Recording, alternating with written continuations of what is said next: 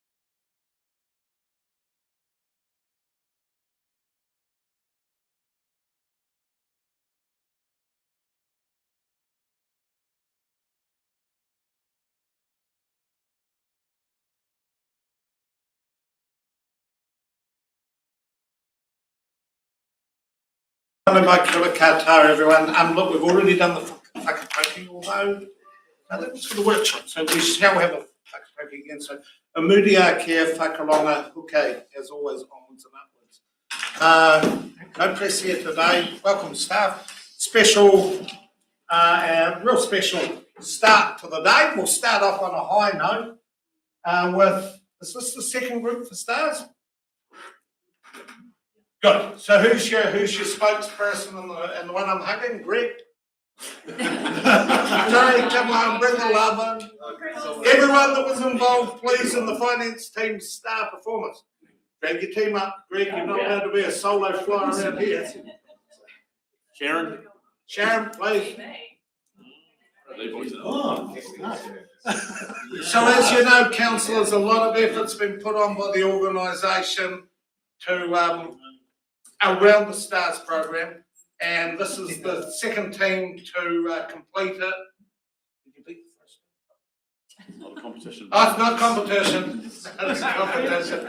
But look, team, I think, like, as we go under pressure, it's a hell of important that we do get the general feeling and the vibe here right. And I want to thank you for the time, because it has taken time out. You had to give personal commitment as well. And I hope you got something individually out of it. So well done. Round of applause taken. Well done.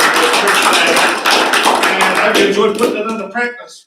Now that Greg's the leader instead of Sharon, well done, Greg.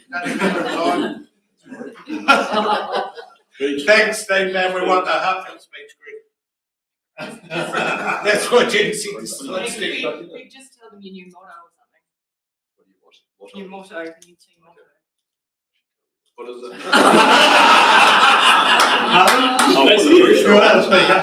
Come on, Jinxie, you're up here.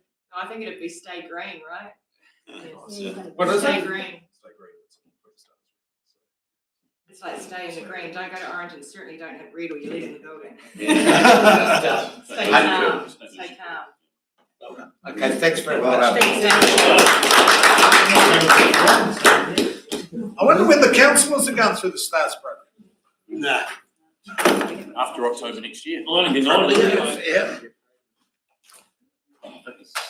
Maybe. Okay, I see that Gainer's on board, but I'll have an apology from Councillor Mackie. That's all, isn't it? So, Councillor Mackie, apologies. I moved. Councillor Herbert seconds. All those in favour? Aye. Those against? Anyone got declarations of interest? Urgent business or late items? There is no public forum, no public forum, so we're straight into it. Got a pretty hefty day in front of us, so we better, boy, we have got a hefty day. Milton Main Street. Chris, welcome. Floor's yours. Thank you, Your Worship. Should have Brooke Mitchell and Ben Bellamy from Raffle and Mitchell on board as well. I'm guessing this is Yeah. Welcome, Brock. On his phone. He's on his phone. Okay, he's welcome. Floor's yours, Chris. Thank you, Your Worship. Well, this is beautification design options. I will take the report as read and happy to take questions. Questions, team? It's quite literally like we've been down this road before, isn't it? Yes, it is. For my aid, Your Worship, the recommendation could potentially have read a little bit differently, because it's not really a choice of the three, but it's a case of which one of the three can we afford once we open that tender box. So this gives us an idea, at least, at the design that Brooke has prepared for us. Quantity surveyors put their rough estimates together with most probably about 20-25% contingencies within it. And this gives us a guide what we can get for 2.1, 1.8 and 1.6. At the end of the day, you could very well get option B, but it might cost you $2.1 to 2.1 million. So, and that's all we wanted to basically show to council is the various different design options that's on the table. And we'll come back, obviously, once we know prices, and we'll start developing, obviously, at the $2.1 million design and go to tender with that. What we'll also do is for the intersection at Grey Street and Union Street, we will also tender that as a separate proportion. And then likewise, where the pedestrian crossings are by the church, We'll also tender reinstatement of that to a reasonable standard as a separate proportion, because we know we're most probably not going to get back there in the next 5 to 10 years. Excuse me, just so that everyone knows, firstly, we are recording, but also welcome Richard Davidson from the paper is attending today somewhere there. No, he's That's on the just bottom. watching, watching the live stream. He's just watching. Okay, welcome Richard, but just know the media are there. So further questions, we've got Councillor Graham, Aaron, and someone over here. Through you, Mr. Chair, can you just remind me what the original budget for this was? Originally. Original budget was 5 million. Okay. Councillor Barron. Thank you, through the media. What's the local business people saying? What option are they preferring? We haven't gone through the consultation process with them on this, as in these through options that's in front now. So they haven't seen it? It's a project that was consulted previously through the LTP. Yeah. Yeah, so there's minor changes to this. Thank you. Councillor Volwiller. Perhaps just in response to Councillor Barron's question, I think possibly the local businesses more on the Main Street part of the upgrade rather than the plaza area would be to have minimal plantings and interventions on the Main Street themselves. There has been some people making comments in the community that they want the car parking area kept in the plaza area. But I guess a question then to Chris is effectively looking at the three options in A, B and C, is effectively we are perhaps more approving a budget today rather than the specific program of specific work to be done. Yeah, through you, Worship, the budget has been approved at 2.25 million. So it's not a budget issue. It's what we can deliver for what comes through the tender box. So we at a stage now where we want to go to detailed design. And once we've done the detailed design, we'll obviously get detailed and more accurate estimates as well. And if anything there changes to what we've got here now, then obviously we'll need to come back to council. The project has been obviously scaled down. We're focusing on the plaza and the plaza only and the immediate intersection, other than, as I said, the existing pedestrian crossing down by the church. We can't leave that as it is currently. What about pedestrian crossings outside the service centre? We're not doing any changes to that. We need to reinstate what is there and make sure that, again, as I said, for the next 5 to 10 years potentially, before we look again at Milton can decide they want to do this in the next LTP round again. But we're looking at a time frame, say, between the next 5 to 10 years. We need to put something there that's safe and that's going to be durable. And we'll obviously liaise with what we're going to do that. And as part of that, we will get Brooke and his team to design at least something that is going to look good. It's not going to cost an arm and a leg, and is going to last for the next 5 to 10 years. So the $5 million mentioned, Yep. that was for the whole Main Street. That's a whole Main Street, including the street lights and undergrounding of the overhead powers. Chris, if everything fell into place as quick as it could, because time's of the essence here, it seems like it's been forever that especially the Milton Main Street has been disrupted, but also there's a community in the wider district just want to see something done. If everything fell into place on any of these options, when is it actually going to be there in front of us, all finished, done? Post builders break, we will start most probably. Pardon? Post builders break, early In the new year. late January, we will start and be out of there by April, May. So, you know, because April, May is, because that's what I was thinking, we're running a risk already that we could run into winter and held up on the tar seal temperature and next thing it's October. We don't have large areas of tar seal that we're going to have to deal with. On the footpath, we've got a bit of, if we go for the tar seal instead of the interlocking blocks. So a lot will depends on, as I said, it will come through the tender box. Yep. And obviously, we're gonna move as fast as what we can.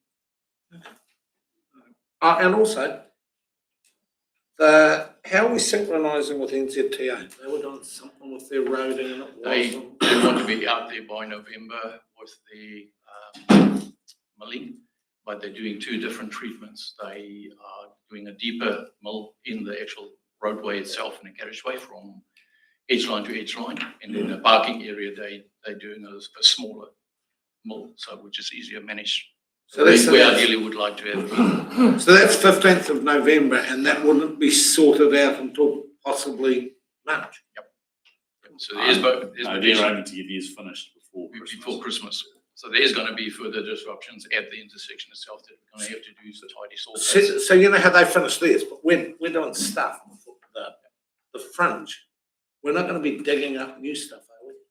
On the intersection, there's potentially going to be where we're widening the bulbous curbs that needs to be, maybe a tidier saw cut than what we would have done in the past, because we don't want to damage too much of the new seal. They just said that there's no waste that they can roll back. We have talked to them about potentially not just doing that section where the intersection is to try and avoid that. Just to help that back. Yeah.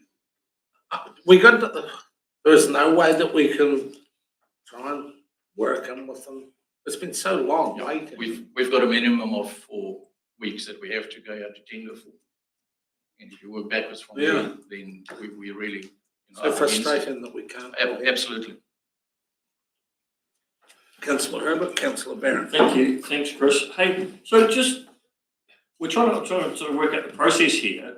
So we've got 3 options there with the varying amounts. We've already got 2.2 that we've decided on. Yep. It's left in the budget. So hypothetically, we could opt for option A, and the 2.1 there is a budget figure, not a quote. That's correct. And they could come back with 2.5 or 2.8 or whatever, couldn't they? Exactly. So my question is, can we not go to whoever's doing the quotes for us and give them those 3 options? Because they're all, once you've done the first one, the 2 that follow that are just basically removing things. And to arrive at the first one, you must know the value of those anyway. So it's a bit, what I'm worried about is we go to this and we have a budget blowout again. So why not come back with the three prices for those 3 options and then we decide? Through your worship, that is an option to actually go with more than one option. Go those 3 options and come back with the price of 3 of them. But you could also leave it to the contractor to actually give alternatives. They come maybe with a smart idea. So we can say that you can go with a target price and say, this is your budget, this is what we expect. I fear doing that because that gives people a target and they generally reach it. So which one would it be, John? And you're. I would say, if I was moving it today, I would give all 3 options with 3 prices. And then we decide. If we go out with one, because in practical terms, if they're doing that, it's not a very big process. Because if they do option A, option B and C are removing things from option A. You already know the value of things in option A because you've priced it and put the quote in. So just remove those price figures from it. And that way, we're not going to be around here again discussing when it comes in at 2.7 million. We go, well, let's start trimming stuff off it and getting back to option C. You already know what option C is. So let's keep that in mind for. So I've got Councillor Barron, and then there's quite a flurry of hands. Thank you. Chris, option C says the removal of the bulbous, what do they call them? Curbs. Bulbous curbs, but the photo doesn't have them removed. No, they still have the intersection well defined, but the actual bulbous curbs on the side road is gone. Oh, so they're on the main street. The main street, you still have the bulbous curb there. Yeah, because it's actually part of the shifting of that pedestrian crossing. But on Shakespeare Street, there isn't the narrowing. Oh, you're just taking them off the sides. Yeah, the opposite side of Grey Street, you can see the bulbous curb obviously is still there. Sorry, I missed that. Thank you. Dane, and then my apologies, Dean. And the question I've got, probably Chris, is then we've still got this footpath reinstatement. Yep. Shortfall in budget. So we go in and make, so power lines are underground, is it correct? Yep, most of it. So we've done the full project, haven't we? They've started from Arthur Street right down to, I think they'll stop close to the Anzac area or the BP service, Caltech service station. So I suppose my question is we actually still need to reinstate these pavements. Yep. Sort of rather sooner rather than later, otherwise you'd have one really nice little piece that we've finished in Milton. We know that we've downsized the whole scope of their streetscape work already, but they thought they were getting this big. We've now agreed to this much, and then we turn up and we leave the mess from the undergrounding. I believe we actually need to incorporate the reinstatement of those now, because it will be 5 to 10, it would be 10 years until we There's two parts to it. The one section is part of the undergrounding contract too, where they will reinstate outside of the plaza area. Plaza area will be done the same time we do the rest of the plaza area. Footpaths. So I've got Donna as well. Donna might be able to help. Thank you, through your worship. So what we've actually done is that we've acknowledged that with the reduction with footpath renewals funding from NZTA, we're actually trying to work, and as a variation to the current contractor, and we're getting pricing of another contractor as well, where we can get the foot, rather than reinstating the trenching from the underground infrastructure that's occurred, we're looking at renewing the whole width of those footpaths.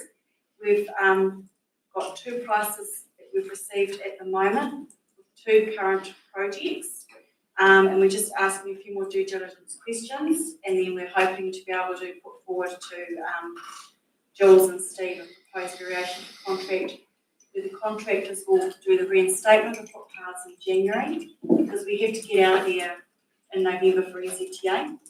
So we keep them at the level they are now for Christmas shoppers to actually enjoy their Christmas experience. So we're not expecting having construction occurring around that time, and then in the new year come and reinstate them.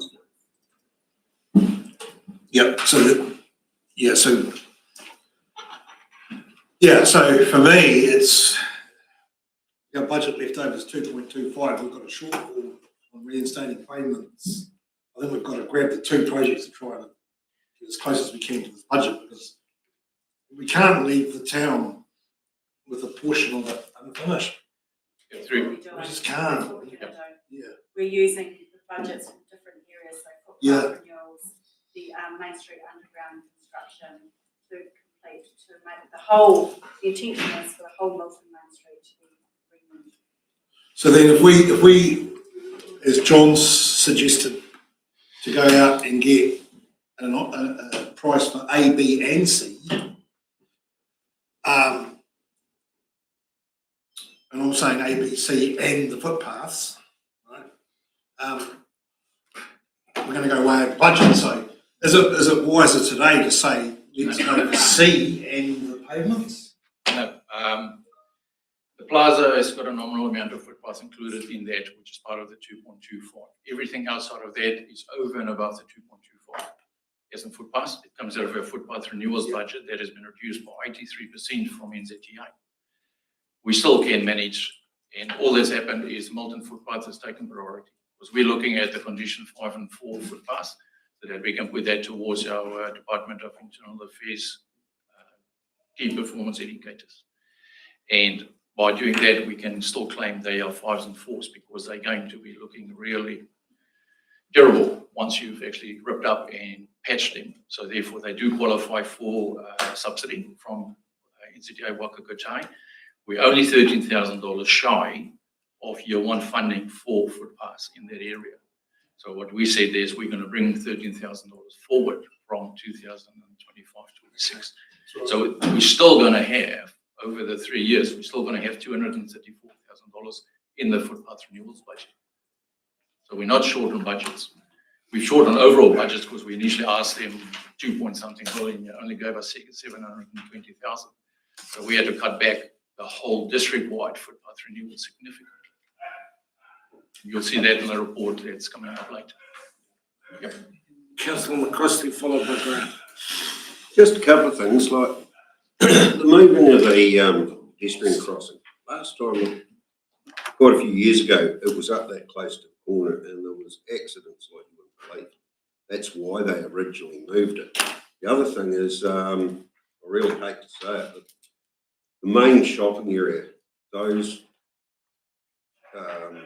sidewalks need done sooner than January.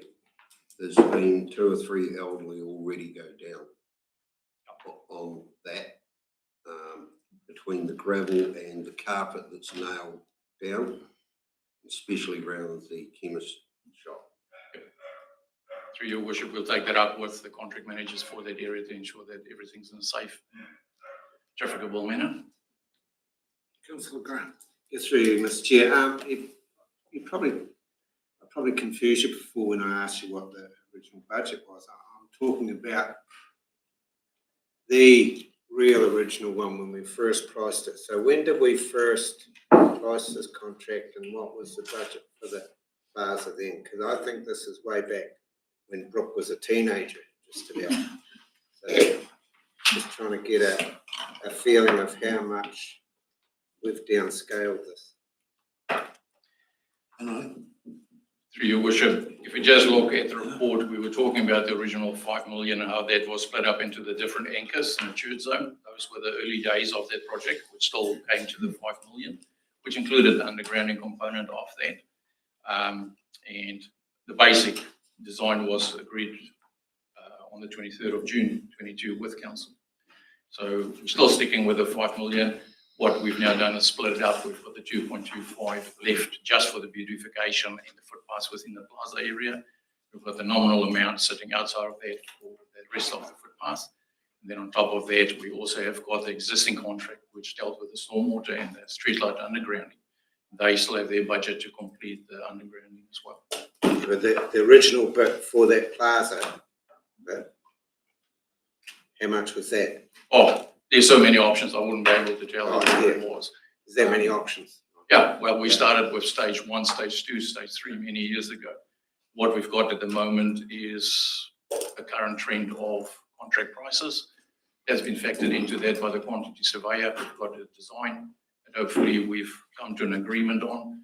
And now we've got 3 options, which we could very well go out. If we didn't have the change in some of the paving areas, then it could have been quite easy to say, let's go out for option A, and then just everything's priced, and as you tick off the stuff that falls off, you can easily then come to your price that you actually can afford. Because there's design elements that's changing, it's very straightforward, and therefore it's most probably easier to go out on tender with the 3 options, and then we know exactly what we've got. Okay, councillor Payne. Thanks, Your Worship, and thanks, Chris. Look, there was quite a consultation process, and I agree with Councillor Graham. It's been so long ago. So the 3 iterations in front of us, they are all still, I guess, they still meet our desired outcomes. And the reason I'm saying that, I see the fence at the back is reduced from 3 to 2.2, and I guess I do recall one person coming in and saying, look, I'm losing my privacy, it's going to be noisy, and I'm just making sure that we are ticking all those boxes still. So previous to that was a post and wire fence that would have gone up there for just growth. Now it's a brick wall, 2.2 high or potentially 3 high. We would have loved to have had our feature brick wall from the water feature down to Union Street. We just realised it's going to be cost prohibitive. no, that's all right. Yeah, that's cool. For that team, have we exhausted questions? I've got one more. Councillor Bennett. Thank you, through you. On page 11, it talks about the 2250 budget, beautification budget, and it's got concept design, including quantity survey, 103,000. Is that been spent? Is this the concept design that you've shown us here? Does that may have been spent? That's not, yes, stage 3 is done. We've got, there's a small proportion of stage 3 still left to actually go to final 100% design and estimates. Stage 4 is to be done still from there onwards. For this project, for this plaza? Yep. So there's not 2,250 left in the budget? The budget is 2.25 million, of which 103,500 was allocated to stage 3. Part of stage 3 has been completed, but not fully yet. Stage 4 has not been touched yet. So as you go down the list, you still have to do stage 4, stage 5, and then the 2 components of, there's 3 components in stage 5. The 82,500 is management supervision quality assurance, and that's by others. Potentially it's going to be done in-house, so it could potentially be a saving for us. The landscape architect is going to have to supervise, obviously, the elements that he's designed and being constructed. That is what that is, 12,000 is for. That leaves us roughly with a $2 million budget for the physical works. Thank you. Anyone else had their hand up? If not, sorry? No? So if we've only got 2 million left over to build this thing, Plaza A is showing 2.1. Yep. So Give and take 100,000. do we, there's obviously the actual design, technical drawings is a cost today. Is it actually wise to go and get 3 sets of technical drawings to then go to get 3 lots of tenders to try and achieve A, B and C? Or do we actually need to buy the bullet around here and come up with A, B or C to try and achieve somewhere near a budget? I'm picking kind of we really need to sort of knuckle down and make a decision on A, B or C to get good direction here. Because it's going to be a cost to create technical drawings for C, for people to tender on. Is that right? Should 52,000. Through your worship, can we refer that to Brooke as a question? Yeah. Okay, Brooke, did you hear the question? What would it cost for the 3 different detailed drawings to get through the tender stage? Thank you, Brian. Good to see you all again. I'm going to hand this question over to Ben because he's the one who actually effectively is doing all the technical drawings and knows the requirements of changing those around. Yeah, thank you, Brock, and thank you, everyone. If I understood the question correctly, it was what is the extra time cost associated with preparing documents for options A, B, and C? The details do not change between them, so essentially we'll be able to prepare detailed documentation for option A, and then essentially remove details, construction details relevant to the options B and C. So we're just removing items and not adding items into those options. And the plans will just require updates between them. So look, I can't give you a cost right now, so we can come back, but I wouldn't anticipate it being an arduous or long process. There's not a significant amount of change between the drawings, it's just removing items. So I don't anticipate a huge cost or time associated with that process. Thank you.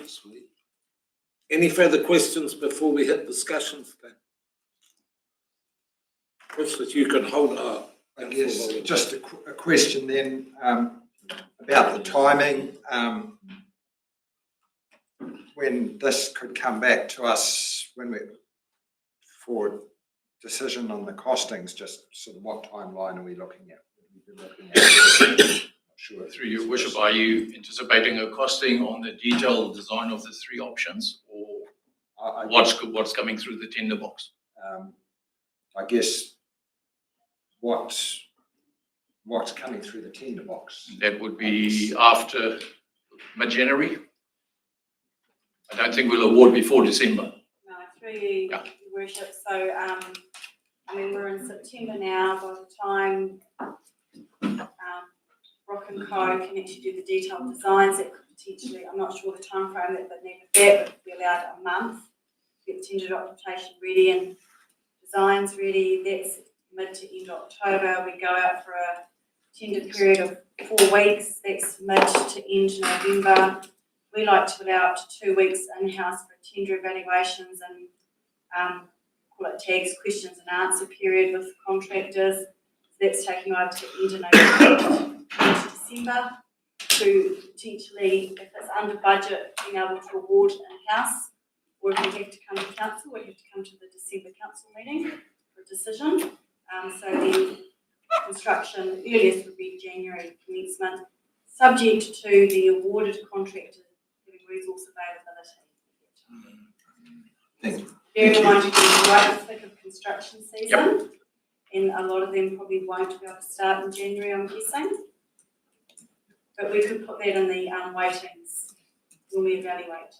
You know, if it's right in the middle of it, if we, oh, yeah, I don't even want to say it, but if we didn't delay, will we get a sharper price?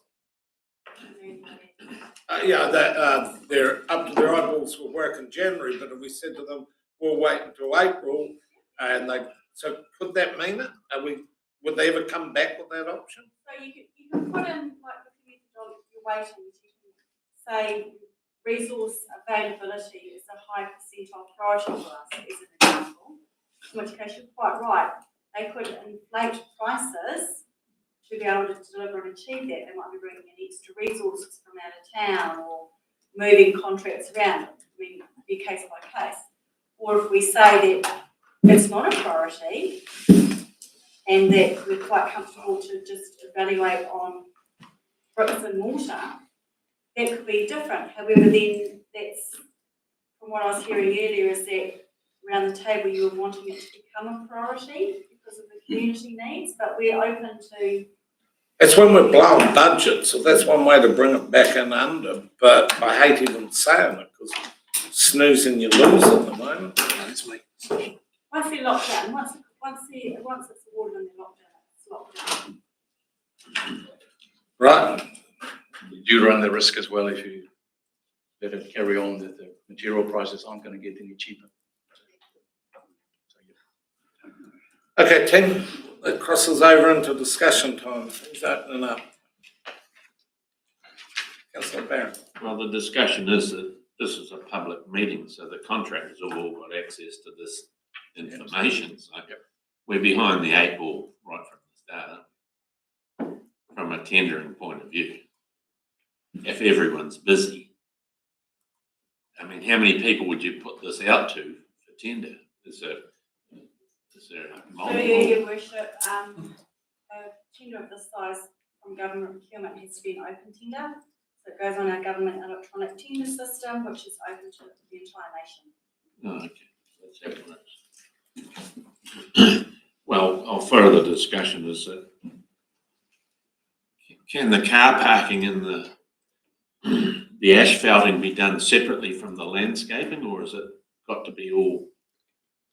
I can see no reason why you couldn't go and asphalt that car park behind the toilet now. Or is that not how you do it? If there's a priority for the community, that's something that we need to look at. But again, once you start asphalting, you want to asphalt the footpaths that you want to asphalt in the area, you want to asphalt the car park at the same time, specialist equipment, specialist material. So, but yeah, if you get a clear separation with curb channel between the toilets and a car park, you could potentially treat that as a separate proportion to make it a priority.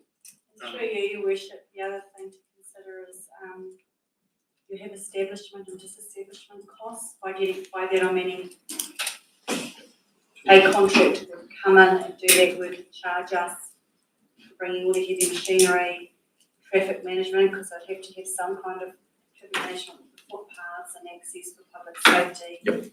Then they disestablish as and take all the heavy machinery away, and then you want them to come back again. So that's actually not cost savings. There's a possible way that we could do that now, if that's what you're wanting us to do. Thank you. No, that was the question.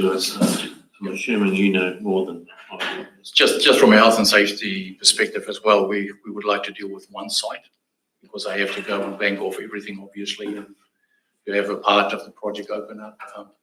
Not impossible, but it's got its nuances. Right, Councillor Phelps. Thank you. Through the chair, I support what Councillor Herbert said before. We've really got to get this priced because we can't afford to say go for option A at 2.1 and it comes in at 3. It's just we are under so much pressure at the moment. I think we need to know what it actually costs. So that's what I'll be supporting. Through your worship, so what I understand in my opening statement was that I didn't really want you to choose between any one of the three. I want you to accept all three and basically go to tender on all three, that you can then make an informed decision. We'll just move it easy. Move it out. So what you doing, John and Wayne? Shoot that between yourselves. We done it? Can I just checking, the treatments on the intersection at the south side of Union Street, and both from Grey Street and Shakespeare Street, they are going to be separable portions. The intersection itself of Grey Street and Shakespeare Street and Union Street, we want to have that as a separable portion. There was, not everybody supported to do the intersection at the last meeting. So that's why we said we will actually have that priced up separately, that we can make a decision. It might be that the tenders come back exorbitantly priced high, and that we have to actually can the intersection only focus behind the curve. This gives us option to deal with it as a separate portion. At the moment, I can now make a statement, I would probably be in favour of just reducing the treatments on the south side of Union Street as is an option C, which is very basic, page 19, which is very basic without the plantings that are shown in options A and B. But also to keep some of the ratepayers who have shops in that area happier too. The other thing I question, or just have some concerns about, is the tree on the in the plaza area itself, just whether that's going to obscure vision there. It's sort of the easternmost tree on the plaza, and I guess that's something for Brooke to consider there in the design as well. And that tree features in all three of the options there.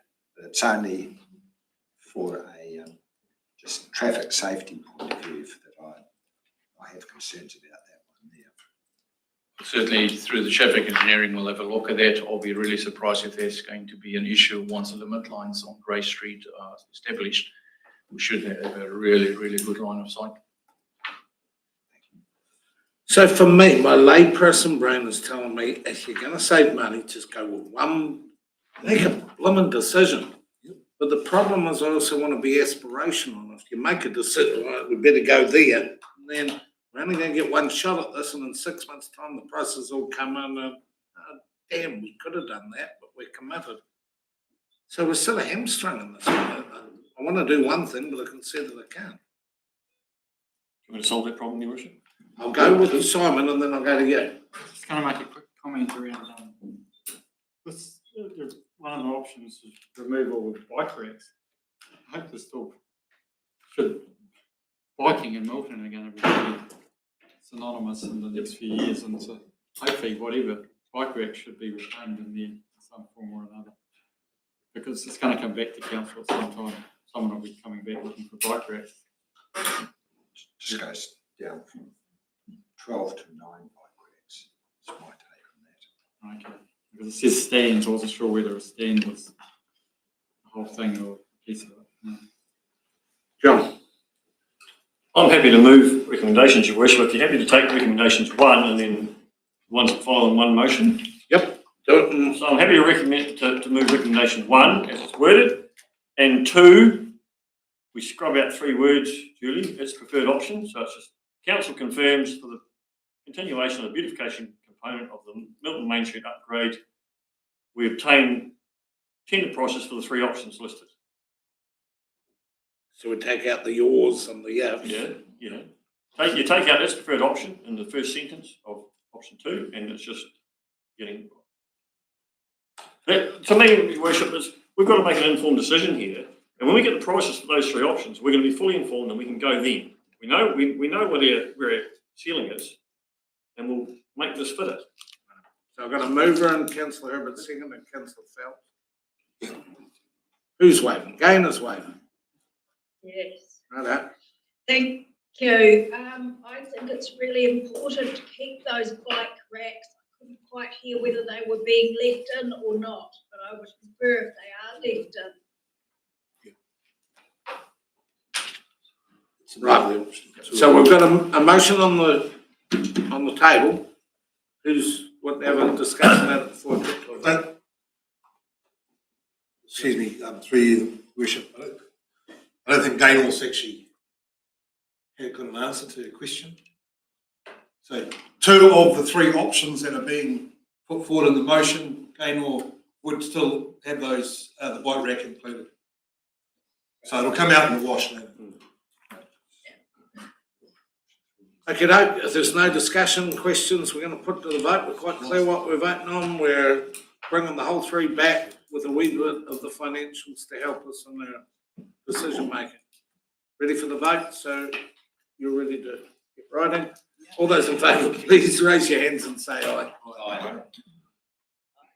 That's all of us. There we go. Thank you, Chris. Too easy. Yeah. Build on this one. Right. Next one. Yeah. So, on page 22, Bruce Community Facility Special Consultation. Over. I just looked, I'm going to wash my hair then, huh? Good afternoon, everybody. Thank you, Worship. So I'll take it that you've read the report. We're all aware that this was raised during the LTP decision meetings and discussions. So if there's any questions, I can answer them. Just before we go to the questions, we went through everyone's diaries, and if we are going to have a consultation meeting in Milton, it will be on the 26th, one in the afternoon at 3 o'clock, one in the evening at 7:30 or something, just so you know the date. But questions for Donna or the team, please, on any of the above. Councillor Herbert, followed by Graham Cathal. The special consultation document goes to the whole district? No, through you, Worship, the full document goes to the Milton community and the wider district gets like a 1-pager like we did last time. Was my understanding.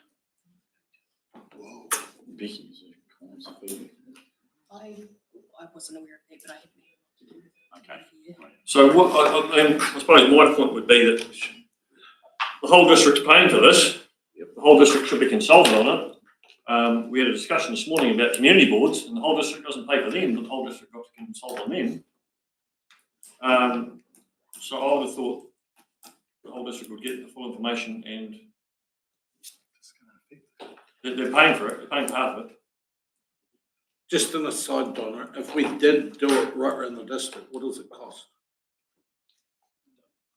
So through you, Worship, I couldn't answer. Becky, you seen the bill? I'm not sure off the top of my head. We are going to have it all online, the way we did with the LTP as well, though. So it's the full. So people from outside the Bruce district can still submit on. Yes. All of the information will be online. Yeah.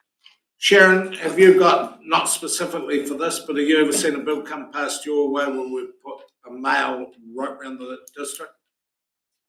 It's got to be a fair bit. Yeah, what we can do through you, Worship, though, is we can put it out to the likes of the Blue Mountains, Recent Times, and all those sorts of things. It's just would be quite a lot to put it in the leader as a complete additional consultation. But we can definitely make sure it's advertised in those. As long as the whole district's got the ability to be involved in the consultation process, is what I'm trying to achieve. Thank you. Yep. Now, my apologies, was it Councillor Graham Cathal? A couple of things through you, Mr. Chair. It's going to be a mail drop. Sorry, through you, Worship, maybe Becky, are you able to answer the comms plan with all that? I don't think it was a plan to be a mail drop. I was talking to Stephen Woodhead the other day, and he was on the understanding that would be a mail drop.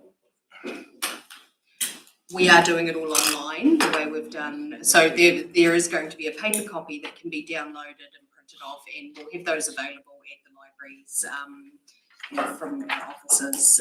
But I don't believe it was going to be a full mail. So I've received comments, and mainly from Milton, that one of the faults of the representation review consultation was they needed it to be in a mail drop form because there's a lot of people that don't Facebook, they don't do them, all that sort of thing. And they, as I say,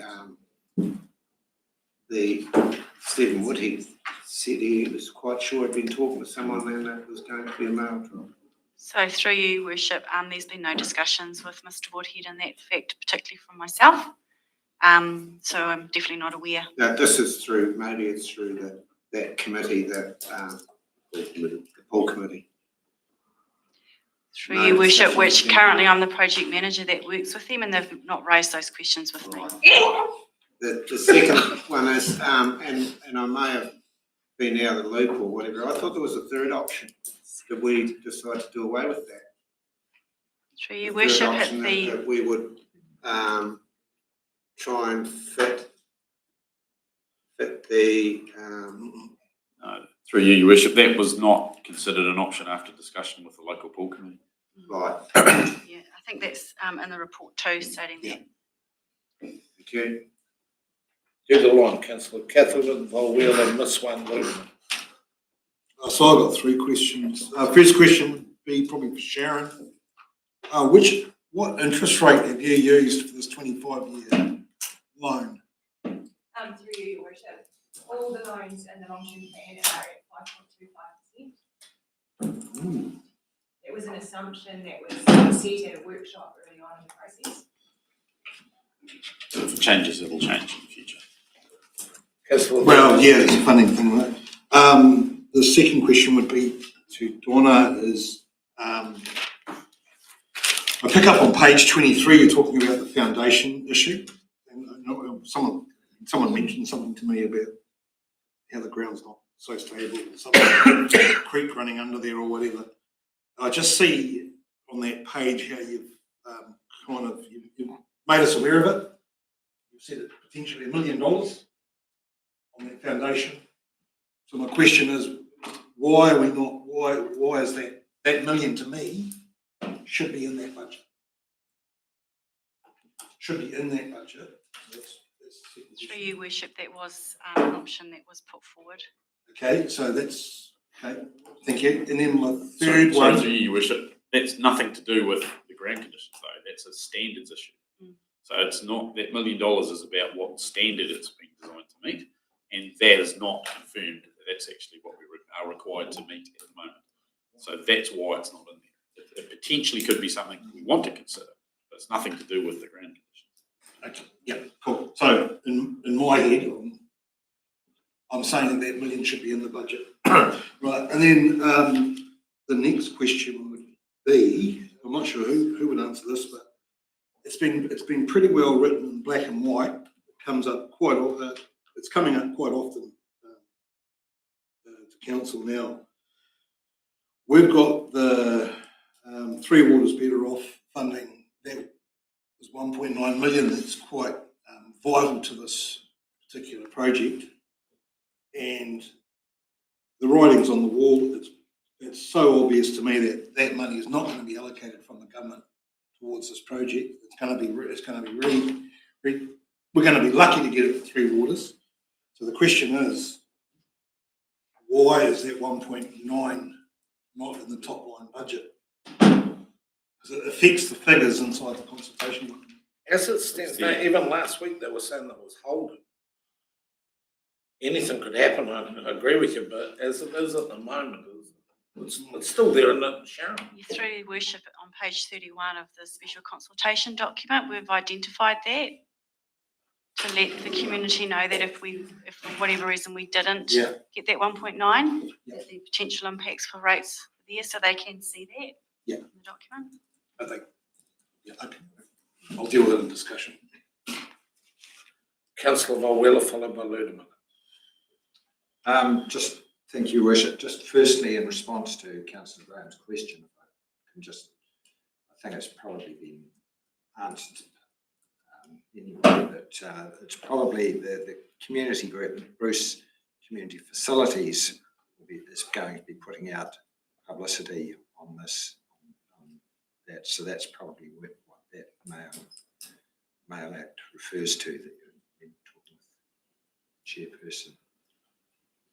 The second question is possibly a question and a statement, but the reason we're consulting is simply because we've gone over budget, or the budget has come in higher than, the new budget is coming higher than the old budget, isn't it? So if that $1.8 million if the community was able to guarantee that it could be fundraised, we wouldn't need to have this consultation. It's merely because we're going over that initial budget that we're going through this process, isn't it? Through you, and there was also through the LTP process, considerable discussion about not doing projects to save money, and if that is going to be considered for this project, it's got to go through the SCP as well.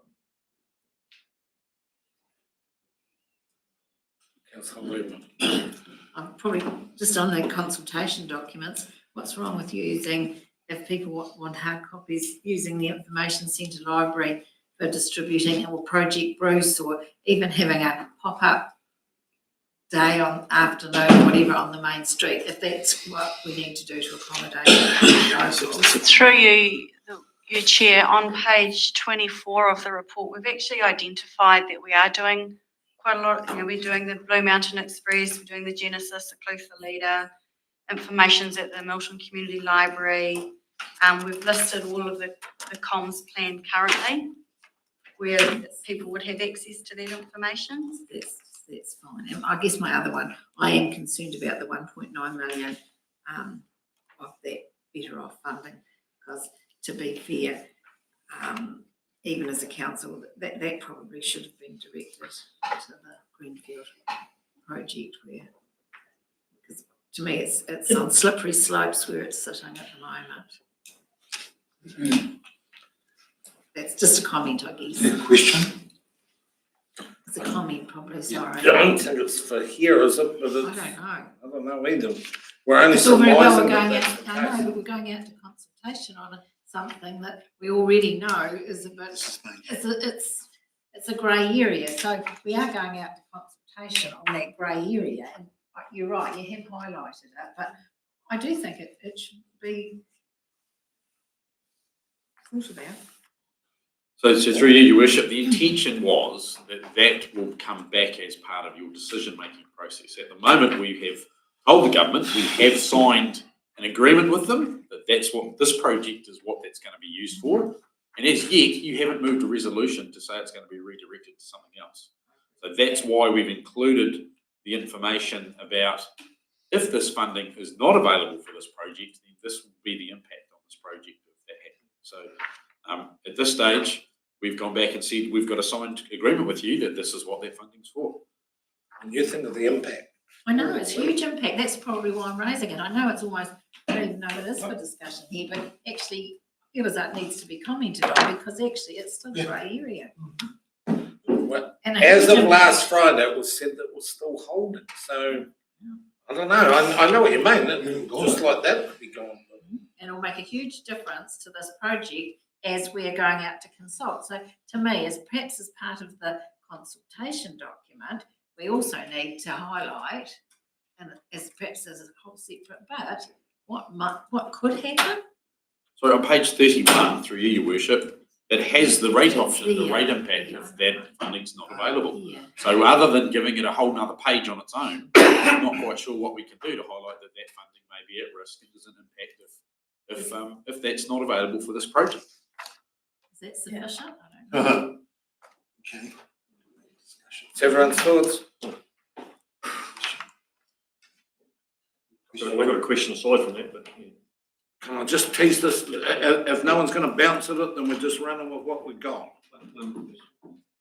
On this bit, On the cost of the project? on the 1.9. No. No, so I'll go to John, then I'll come to you with the. So my question is, Donna, please, on the bottom of page 31, we've got that wee box, and just alludes, carries on that. So presuming we draw down a loan of 17.4 million, the properties in the Bruce district are going to pay $301. Is that right? Correct. And so following down to the next page and the next box, removal of the $14 million budget. So we're still drawing down 3.4 million. And it says there we have a saving of $235.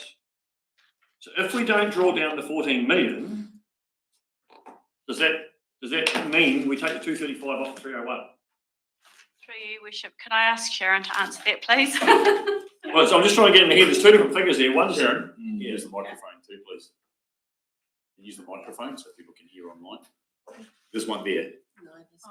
It's not, sorry. We can put one there. Okay, through you, Your Worship, the numbers on page 31. Yep. 14 million plus the additional funding we need. Yeah, I've got all that. 14 million's already in there. So if you go with option one and you don't get the 1.9 million, it will be 301. That's right, yeah, I understand all that, that's fine. So option two is simply taking out what's there. So when it says in that top box though, a saving from 25-26 of $235, Yes. do I take that off the 301? No, the 301 won't ever exist because you're not adding the additional money to the 14 million. So your two options that we have in here is leave the 14 million in there and add on more money. And then to get to the 301, you also have to fund the 1.9 if we don't get it. And the other option is there's already 14 million in there, so you'll reduce the rates by 235 if you take out the current project and do nothing at all. So currently there is rating in there of 235 on every property. If you do in future years. Once this is completed and we've spent $14 million. There's still been there's still a difference there of the 14 and the 15.5 or 17.4, isn't there? The cost of buying land and buying houses to date. It has to be funded if the project doesn't go ahead. Yes. So that's not the difference. I'm just trying to figure out. No, that's not taken into account in any of those calculations because we can sell the property and recover some of those costs. Okay, so the 235 would just come off their base rate now. There's nothing to do with 301. If you stop now, then everybody in the Bruce won't be rated the 235 we predicted to rate them. But Unless we do. Yeah. Unless you do something else. Yeah, so through you, Worship, so if the community came back and said, no, we don't want it at all, and no, we don't want you to make any improvements to the current sites, that's what you're referring to. However, if we leave the 14 million in now, or the 17 million, that, 14, sorry, that nothing will change with your rates. Yeah. So you're right, I've got it here now. 235 at 14 million, it goes up to 301 if it goes to 17.4. Thank you. Thanks, Sharon. Councillor McTamaney. I was just wondering whether there's still a missing option that it's highly possible that people will still say they want a new library and meeting complex, but not the top. Through you, Your Worship, so I sent out communications to the councillors and to the Bruce Community Trust requesting feedback, and this was the only, the majority of the requests of what people wanted. Yeah. But through you, Your Worship, absolutely correct. I think option two is if this project as a whole doesn't go ahead, there's other things we're going to have to look at going forward, which is what do we do with the library? What happens with the current pool? There's a whole lot of other things that we can't put in the consultation. It's really go, no go on this. If that happens, then all of those things are in the next round of discussions about what we do. What do we do with the current pool? What we do with the new library? All of that's the next stage if option two is the preferred option of we're not going ahead with a combined facility. Councillor Catherwood.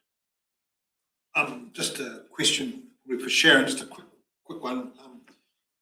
Your 15.5, page 31, and your 17.4 mil, just checking it. When you came to those figures of Bruce Community Facility rates and that, had you separated out the 3.35 million portion of libraries? Had you gone that far with the figures, or? Yeah, through you, Your Worship. Yes, we did. Donna went away and got me a cost per square metre to build a pool and a cost per square metre to build a library, and we averaged it all out, like the costs that way. Because it's dearer to build a pool than a library, so the pool got more weighting than the library. Based on the actual area on the maps, we did quite an intense calculation to come up with the cost that went to each because they rated differently. Yeah, they rated differently. Yes, we did. So the budget was 3.35 though, wasn't it? I'm not sure that it worked out that way in the end or not because the costs were different. It was close, but not quite exactly the same. Yeah. Yeah, okay.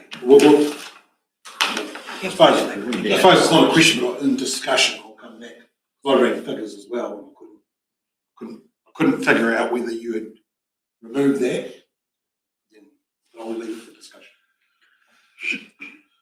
I'll leave it for discussion. If there are no more questions, I think we're heading there. Who feels bold to make an opening sell?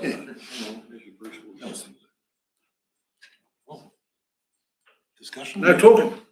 Yeah, okay. All right, no. Yeah, right, so discussion. Awesome, I mean, it's massive, it's blowing out in budget and all that sort of carry on. I went away and Paul's obviously a little bit of a bugbear for myself. This is a council Paul, but to me, this is to me when I read this, I would like to see $1 million on the foundation is included in the budget. I would really like to see in the consultation that the figure of the 1.9 is there, because I believe that is definitely going to be coming onto the council budget. So to me, the consultation document would start off at an actual loan to the CDC at $18.4 million. That's how I really see it, because it's all very well leaving it off and saying in the document, oh, we might not get it. To me, another $2 million surprise isn't just not what this, it's not what we need around this table, and it's definitely not what this district needs. And I'd really like to see that one included. So my figures, I started to crunch away, was 18.4. Then I went 18.4, and I haven't used the figure of 5.25. Sharon, she's here. I went on there, I asked for the LGFA thing, and I looked at, pushing out for 10 years without AA rating, and I came up with, I got it for 10 years. It's a 25-year loan, and it came into a current, it works out for those first 10 years at $24,803 a week, pay that $18.4 million figure off. So then I was like, hang on a minute, I wonder if we calculated, we spend $468,000 in the budget for the building pool now, and then but we only run it for 6 months of the year. So then I thought, oh, I better allow a bit of budget for now running a bigger facility, more electricity to maintain it, more staff. So what I did is I thought, oh, I better scratch that figure. So I gave it $520,000. Now, proof it cost $1.22 million is the budget. Operate that pool for 50 odd weeks of the year. So I've now allowed a budget of $968 for the Milton pool to run 24/7. That works out as $10,000 a week across the district. So total, guys, was $34,800. We fund our pools 50% across the district through the UAGC, and then it's the community of interest is how the other 50% of your local pools are currently funded. So I got hold of Sharon, and I got the number for the Bruce Ward. So I carried on crunching some numbers, and I think it's really important before we sign this draft off, as we get our numbers right. So it's a massive change when I'm here saying 18.4 to start. It changes the whole formula. But I went through it and I started really crunching some numbers. So I came down to the district-wide. There's 11,068 UAGC units throughout our district, $1.57 a week. It affects everyone else in our district by $81.75 per UAGC. So some of our properties have paid multiple UAGCs. Then the Bruce Ward is left with the remaining balance of my figures, and it actually comes out for them to pay $329.68 worth of new funding for their local community of interest. The UAGC side of it, the new funding is plus the $81.75. So new rates going to the people of the Bruce Ward, if we include the figure, which I think we should do, of 18.4 million, is $411.43 worth of new rates towards pools. How many? $411.43. of new rates per UAGC. Remember, some people pay more than one UAGC.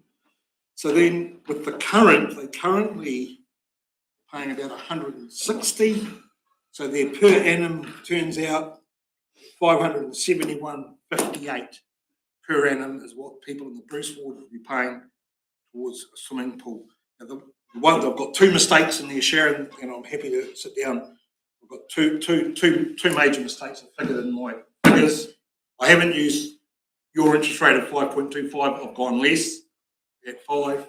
And the other figure that I haven't, the component I didn't take out was the 3.3 of the library, because I presumed you were combining the whole project. So I just really fear that if we sign this off today, I think those figures are wrong. I think the figures are much higher. And I think we as a council need to be really aware the 1.9 and the one on the foundation, we need to really consider that they go into it, because that's quite a bit bigger figure.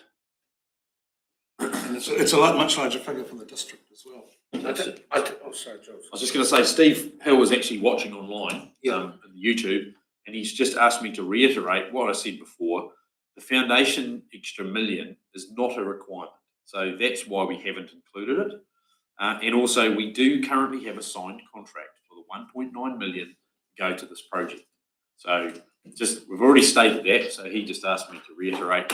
That's why we didn't include them in the SCP, because there are genuine reasons not to. They've been mentioned in the consultation process, but at the end of the day, it's a council decision to decide what you want to put out for consideration. But those are not committed and potentially available for this project as it stands at the moment. So they're hovering over a head, but I don't think we can add them in. Both of them are holding and hovering. Michelle's holding them. Right. Read your email. Hovering. Just a question with through you, Chair Jules, you're saying that so that 1.9, when are we allowed to download it? Or does that not come into question until So when do we actually have that money so that we feel secure? I'd have to double check with Mike, but we actually linked it to some milestones with the pool project getting underway. So we actually need to be doing some construction work on the pool for that to be able to be actioned. So until that's done, there is risk, but at the moment we have a signed contract, and they have said to us, "Oh, can you please consider redirecting it?" We've said we've actually consulted with the community that goes to this. We can't just change that. So that's, I suppose, their position is we've got a signed contract. What might come out of this process is it gets redirected. But until we do go through some sort of process to properly consider that funding, you can't, well, our staff position is you can't just change it without actually having a process and a decision to actually move it. So I'm going to nudge this particular bit along. Does anyone want to really try and push to get it done? Yep. Right. Definitely. So let's firstly, we'll tick off. I'll go to the recommendations, method of my madness. We can tick off recommendation number 1. We just said the report. So move Councillor Herbert, seconded Councillor Payne. All those in favour? Aye. Those against. Now, if there's to be an additional recommendation, Dane, along the lines of what you're talking about, then let's specifically talk about this. But can you think of a wording for the recommendation? Something along the lines of the 1 million and the 1.9 are included in the cost and the frontline costings, I suppose we call them, because we haven't mentioned them. Yeah, hang on to the recommendations. Bruce. Just a point, the 1.9 is mentioned. Yes, it is. Anyway. It does. Yeah. Mentioned but not put in the box of Yes, calculation. It's in the box. Oh, it is in the box. Yes, on the bottom. It's page 31, Your Worship.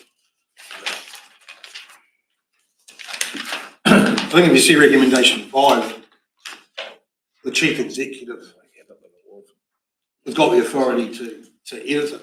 There's no problems with the wording and all that sort of thing. My problem is those figures.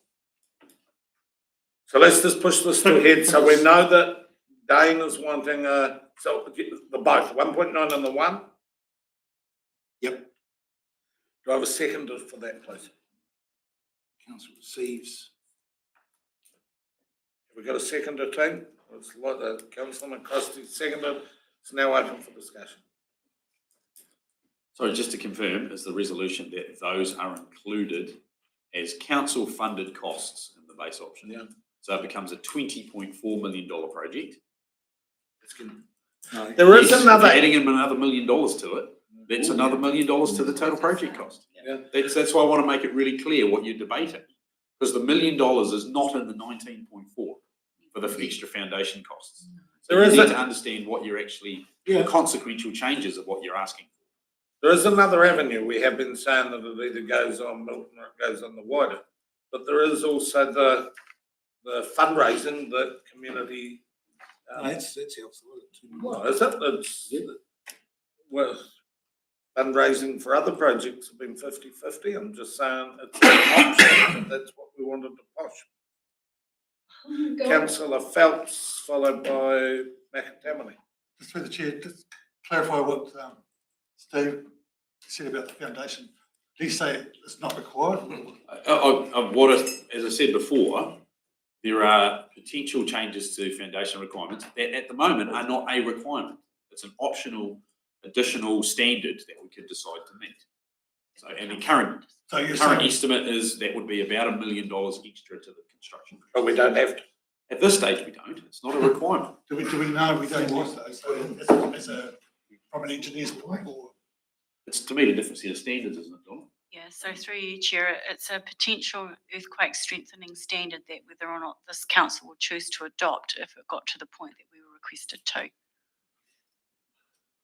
As yet, it is not a requirement. Councillor McAtamaney, followed by her. Yeah, just confirming, just quickly, that $2 million required by the Milton community, that has to come in before council go, yep, we're green lighting it. Through your worship, no. Council has made a resolution some months ago at a council meeting that the construction and the work would continue even if the risk was that the trust could not deliver the $2 million. It's another potential cost thing, but just, I'm probably a bit, I'm not so worried, probably staying with those numbers. The numbers in there are quite substantial, show substantial rate increases. I think if people dig into it, they can soon see what a cost blowout of a couple of $1 million will look like. We look at the difference here. There's a difference here with the better off funding in and out. I mean, you can soon see what happens if another couple of $1 million goes. To me, Hold on, Dave. As you speak, you close the discussion on this. So, Councillor Herbert. Yeah, I just wondered if, just carry on that conversation, if it's a requirement, we run the risk of what happened with the Marflat treatment plant. We sign a contract, the regulations change in the interim, we come out the other end and we have insurance issues or what have you at the other end. If we don't, I'm not saying we do, that's one question. My second question would be, what have we missed in here? Landscaping, footpaths, car parking, what is not in there? Because history tells me that there's things that dribble in afterwards. Through you, your worship, so as advised at one or two prior council meetings, I'd done the full due diligence and done all the cost estimations at the time, which was about March of this financial year. And I think I reiterated at that time that we do run a risk that the longer we delay any decisions, we have the potential impact of inflationary costs. So everything has been included. It's the whole project. Correct. When it's finished. The only exception was the temporary library, because I was requested to exclude that from scoping as potential costs. Right, team, we've got a recommendation that we put those figures in and out. We know what we're voting on. All those that wish to have them in, please raise your hand and say, yes, we do, Councillor. Yeah. The elevated costs. So just to be clear, that's a total project cost increase of $1 million and a council funding increase of $2.9 million. Is that correct, Dan? I just want to make sure the resolution is correct. So 1 million plus your 1.9. 1.9 is already in there. No, but that's to make that part of the base cost. That's why I want it to be really clear what the resolution is, and I want it read out because that's my understanding of what Councillor Catherwood's proposing, and I want to make sure that's correct and we've got it written down properly if that's what you're going to direct us to change this consultation document. So the figure that I came up with, you've got here 17.4 million of no central government funding. And so I've used 17.4, and now I got to 18.4 is to grab that million of that foundations. Yep, that's exactly. So 18.4 is the total figure that I came. Of council funding. Of council funding. So that's So rates impact. Yep, a $20.4 million project and a loan of $18.4 million. That's what you're asking us to change the base. Correct. Base case to. Yep. And the resolution below will tidy up with the CEO checks the numbers, right? Because when you work the numbers, you've saying here that 301 properties in the Bruce Community Facility Rating Area includes the UAGC. It's incorrect. Right. So The number's incorrect. It's a lot more, including the UAGC. You're worried because now you're saying that we're going to have a vote on the number that's incorrect. Correct. And Yep. Yep. So I've none of it out. Went back to it. I tried to. Yeah, I should have come here yesterday. I should have come and clean Sharon. I've come up with the effect on the Bruce ward. This won't be perfect. We're using different interest rates. There's different components. But where I got scared that when I worked out the 50/50s, the existing UAGC, the new portion of the UAGC, et cetera, I came up with 571. It's a real scary number. so can I just go back to what we're voting on page 31 for all intents and purposes? We're changing the 17.4 to 18.4 to have the $1 million in there. That's the only difference that I can see. The 1.9 is already in. Yeah. Boy, I'm confused. What I would say is that there'll be lots of subsequent changes we need to make to this Yeah, document. lots. That would probably mean you can't adopt it today, and this whole process has to be pushed back. Yeah. Now, I want to be really clear, and Sharon can confirm this, but there's a lot of things that Dane's, from what he's described, that he's looking at a whole lot of other operational costs rather than the actual capital cost, which is what the bulk of this ECP is actually referring to. So, Hold on, I am going to have to call it up. based on the capital I cost. suspect it's going to get shaken out in the vote, and then we can move on. If I'm wrong, then I'm doubly confused. But we're going to have a vote. So you realise what it's for? Can we get it read out? I'm not sure how it's supposed to be worded. I've got the. Someone said the words. Dane's your resolution. You changed it just a minute ago to 18.4. That's not what he said. So total project cost of 20.4 and a council loan funding base cost of 18.4. Is that correct, Dan? We're talking about figures in our resolution. Because if we use those figures, it changes. I know it'll change that. It changes our consultation document. There's quite a few. So Budget cost of funding cost. the funding, the loan goes up by 1 million to 18.4. The overall cost goes up To 20.4. to 20.4. Is our base. So that aside, we're going to shake it out with the vote. So please, we drag it back in. All those in favour of doing this, please raise your hot hand and say aye. And you better raise your hand and say aye. Yep, that's so. All those against, please raise your hand and say no. Right, we sorted that out. Sorry about that. I should have pushed it harder. We now have 2 to 5. Well, we have to start sorting some things out. Let's get it back into line, Councillor Mulwell. Thank you, Your Worship. I would like to move recommendation 2 that council approves draft consultation document 2004 Bruce Community Facilities Report, attachment A. Yeah. And that council approves the supporting information as written in the recommendations there. Yeah. And the council adopts the special draft consultation document number 4 as written there, as we have in front of us, and 5 that council delegates to the chief executive the authority to approve any edits required to finalise. Okay, there's 4 recommendations. I'm looking for a seconder, and then I'm going to have to put a Payne in. So Councillor Payne, you've seconded? Thank you. So then in number 4 around the consultation, we've already ascertained that on Thursday, the 26th of September, we're going to have an afternoon meeting and an evening meeting. I have been asked to test, before we do this, do we also need additional consultation as in meetings somewhere around the district, and in what form? Because everyone's paying. What's everyone's thoughts? Because it starts getting as big as an LTP and is probably about as much fun. I'm an apology now for the 26th. I know. Is that September? Yeah. Who won't be here? We've already got two down there. The ladies have left the room. Right, guys, so let's not, the 26 was put in through other pressures, but conceptually, are we going to go out seeing its costs around the district? Are we going to have meetings around the district? If so, how many? I'm nervous because it could get bigger than Texas, but then again, in fairness, everyone's paying. What's everyone's thoughts? Leave it to Milton, it'll get fished out. Done? Is everyone happy with that? Beauty. We've got all four recommendations on the table. Confirming that drop in session or not? It isn't here, so it was part of it, and we've informed 26, whatever.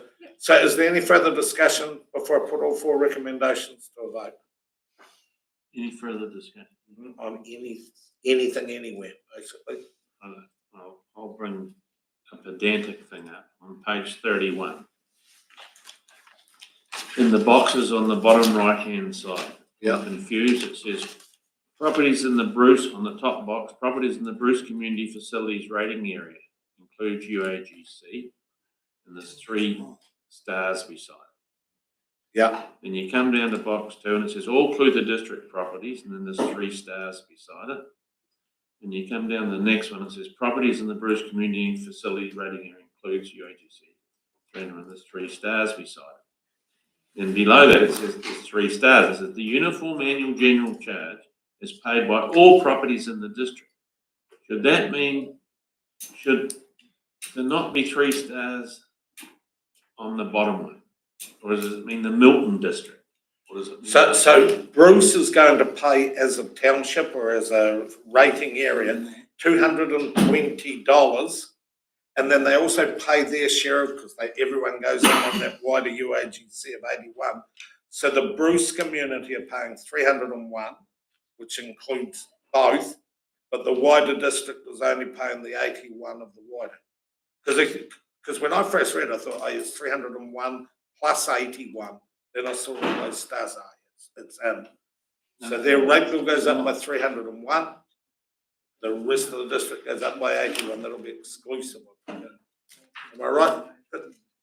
No. Jinxie's got up out of her chair. I'm looking in trouble. Use the microphone. Yeah, through you, Your Worship, I can see exactly what Councillor Barron's saying. The legend's just not quite right on that, so we'll tidy that up. There is an error there. Yeah. Which one needs 3 stars? The first one. So, yeah, it's just got to Spotting Councillor Barron. Huh? Spotting. So we got it. Is that the question? Hold on, Dane's got a question. Just from what Jules said earlier, you're basing these figures on the construction cost. Is you taking into account the actual operational costs, the increased operational costs of operating a pool? Are they figured into that? Because those costs actually come out of the UAGC. And I'll go back to what I'm saying. The figures of that UAGC are flawed. Through you, Worship, my understanding is that these figures are only based on the cost of the capital works, Correct. non-operational. So you're creating a pool and you're creating a new facility. There's going to be a very large increased cost. So people actually need to understand what they're paying for. They will be. It's a lot more than that. It's a lot more than that. Councillor McTammon. I need to make one comment to Dane. You have to have another deep dive into those figures because you're using the operational costs of the Clutha pool, which also. No. I'm not. It's the Milton pool. The Clutha pool includes a large financing cost already. Correct. Yeah, so that has to be excluded in your operating. Yeah, so 400 and Milton pool, that report we did the other week was 400 and 68,000 per annum currently, 6 months of the year. So you're building a bigger pool, no doubt with more staff, with more operational costs. Can I hold this in, because it is causing confusion around the table with non-verified, non in the report, non-substantiated by staff. All it's doing is just worrying and confusing me. We've got 4 recommendations that are in front of us. I think we can still roll with them, and as a matter of wanting to know where the heck we're going, Dane, let's sort out and see whether those prices are. But we're going to move on, and we're going to do it by firstly going to the 2 people that aren't even going to be here for this whole process, Councillors Kennedy and Ludham. Which one? Just whichever one. I'll go with Councillor Kennedy, just for the sheer hell of it. Right, so, okay, it's a documentation that's going out to our public again. So we want to make sure the documentation is right. How hard is it to add another box that says operating costs? Because there's nothing on here about operating, so that the community know they've got that and they're going to end up with an operating cost. Yeah, through you, Your Worship. I mean, we did actually have that on the previous consultation, and Steve's made the point that we actually consulted on that with additional operating costs last time around. This consultation is really focusing on the increased capital cost, but we can certainly, within the CE's edits, add some more commentary around that, which we did have. I remember we had a box saying there will be an increase of impact of increased operating costs from last time, and we can include that again this time. So then we're open and everyone sees what's in front of them. That was just. Fair enough. I agree with Councillor Kennedy's comment there about adding the operating costs, but I'm going to ask another question. Is there anywhere we can ask or approach to see if the group that is fundraising for this poll in Milton are prepared to increase the funding that they can put their contribution? Because in actual fact, it's a really light contribution now that the cost of the pool's gone up. And is this the time to be asking this question? Because I honestly would like to go back to that group and ask them to increase their contribution, because actually council's costs have gone up significantly from when we originally went out to the community about this. Through you, Worship, we have asked that question to them. And? I haven't really had a real direct response. Councillor McCrosty and then... They're actually having a meeting tonight, Ellie, so I can call in on my own. Look, I'm not being horrible by saying this. It's just that the cost has blown out significantly. Actually, it's full Bruce's here. And it's across the whole district that it's affecting.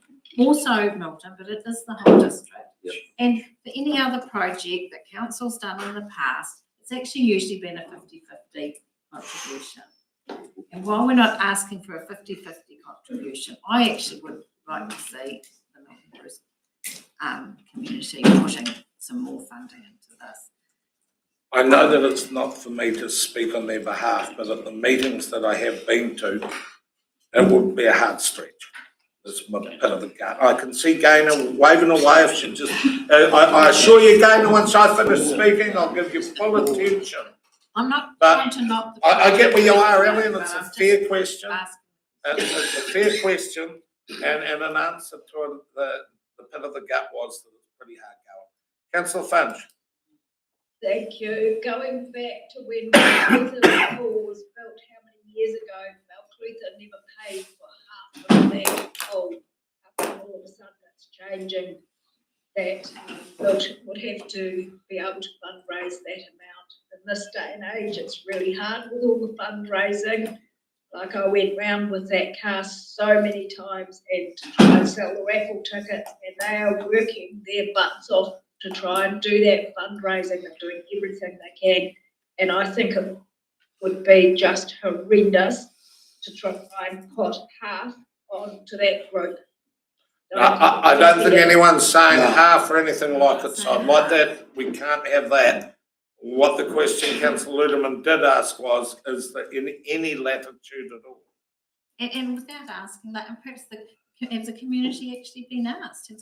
I mean, that could actually be part of the consultation document, because have the community actually been asked and realised how hard, and I'm sure they do realise how hard it is, but look, we've got some very generous people out there in our community, and you never know.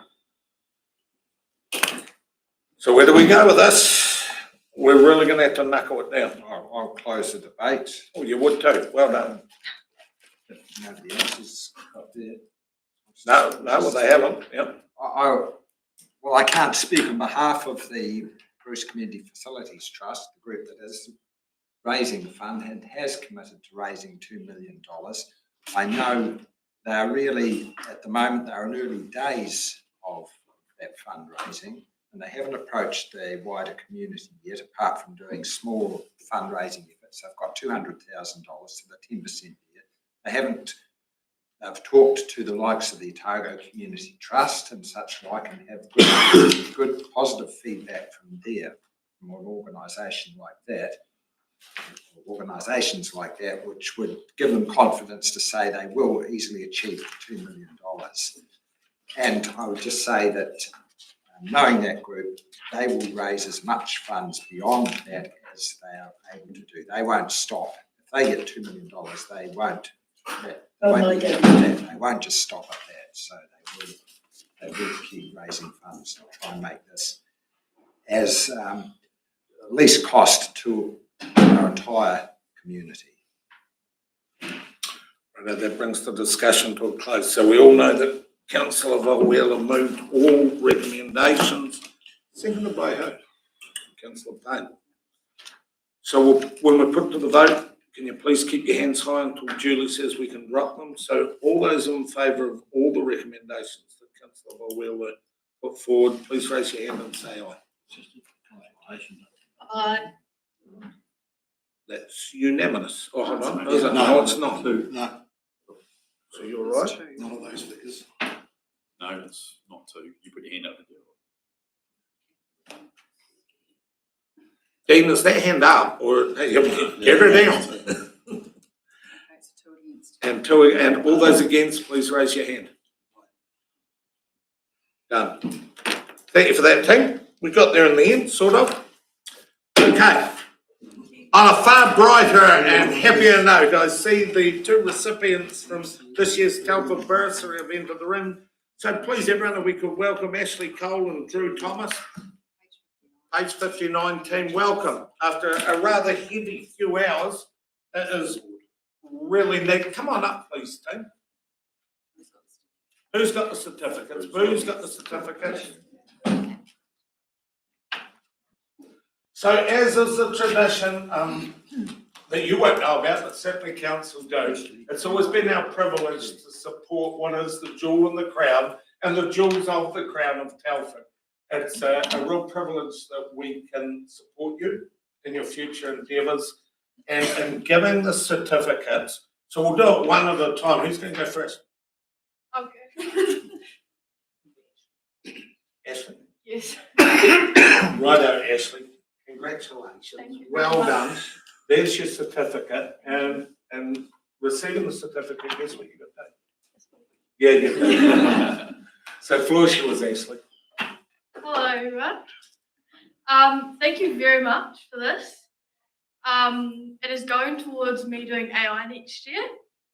Up in Christchurch, sadly, leaving here. Don't want to, but we may be back. Just whatever you feel free to tell us your hopes and dreams. Hopes and dreams.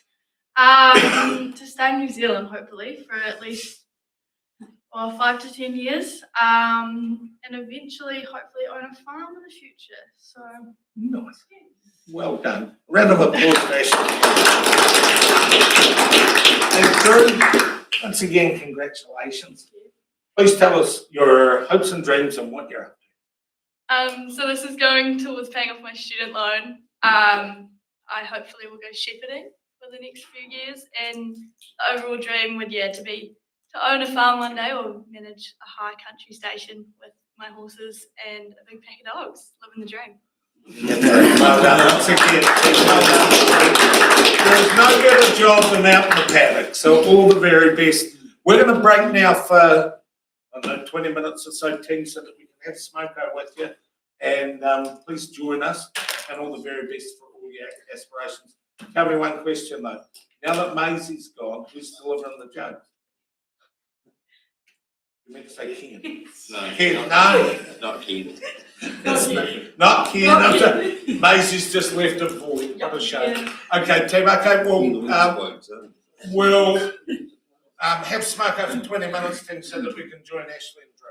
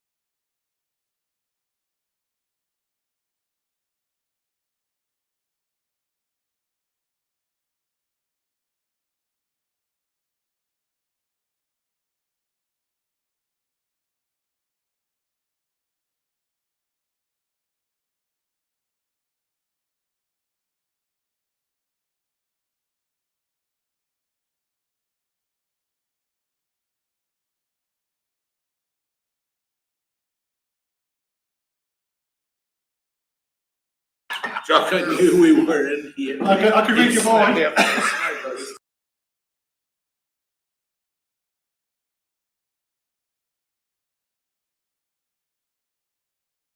And we can pull it back together and go to page 45 for West Otago Community Centre funding request. Who did it? Sharon. Is there anything you wish to add to your item?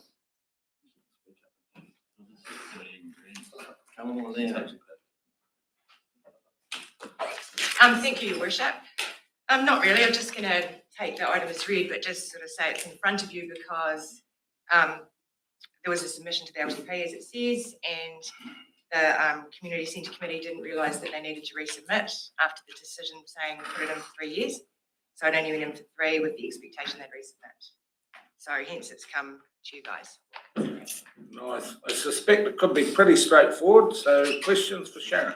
John. Quick one, just to stop this kind of thing happening again, Sharon, and not just for the West Otago Community Centre, is there a list or how do we make sure these things automatically end up in the next LTP discussion? I didn't think about it. They didn't think about it just because it's okay. That was been decided 3 years ago. We're right to go, and they had a lot going on at the time with their roof and library discussions and what have you. So I'm just sort of trying to work out: is there some automatic way that this gets greenlit next time to be on the next LTP? Yeah, through you, Your Worship. It all comes down to the wording of the resolution. Yep. Sometimes you'll deliberately choose to put something in for 1 year only. Yep. Or sometimes it does align with long-term plan. It's this year, this year, this year. So the resolution could have been something like council agrees to increase the funding by 30,000 to the West Otago Community Centre with no time frame. Then it would have just gone in and stayed in. Yeah. So it's When something is for the length of the LTP, is there some way, which that was, the original motion in 21 was for it to be for 3 years. Is there some way that once that motion's moved, then it automatically gets on the list for the next LTP? Okay, no, we can sort something out about that though. I'm just trying to avoid it happening again, really. I mean, it could happen in an annual plan as well. Depending on what the original decision was, yeah. You want to do it now? We can change the wording and just use words throw in to make it. This is the new base rate or whatever. You've got to wait for the next annual plan to do that. It's just a one-off. Not included. Right. Done. Yeah, so the current 13,000 that's been going on a long time. Pre-21. Yeah, the original 13. Is that coming under community services part of the UAGC in West Otago? How's that 13,000? It's funded the same as all other community centres, so same as the Owaka Community Centre, the Clinton Community Centre, all funded the same. So yes, part of it's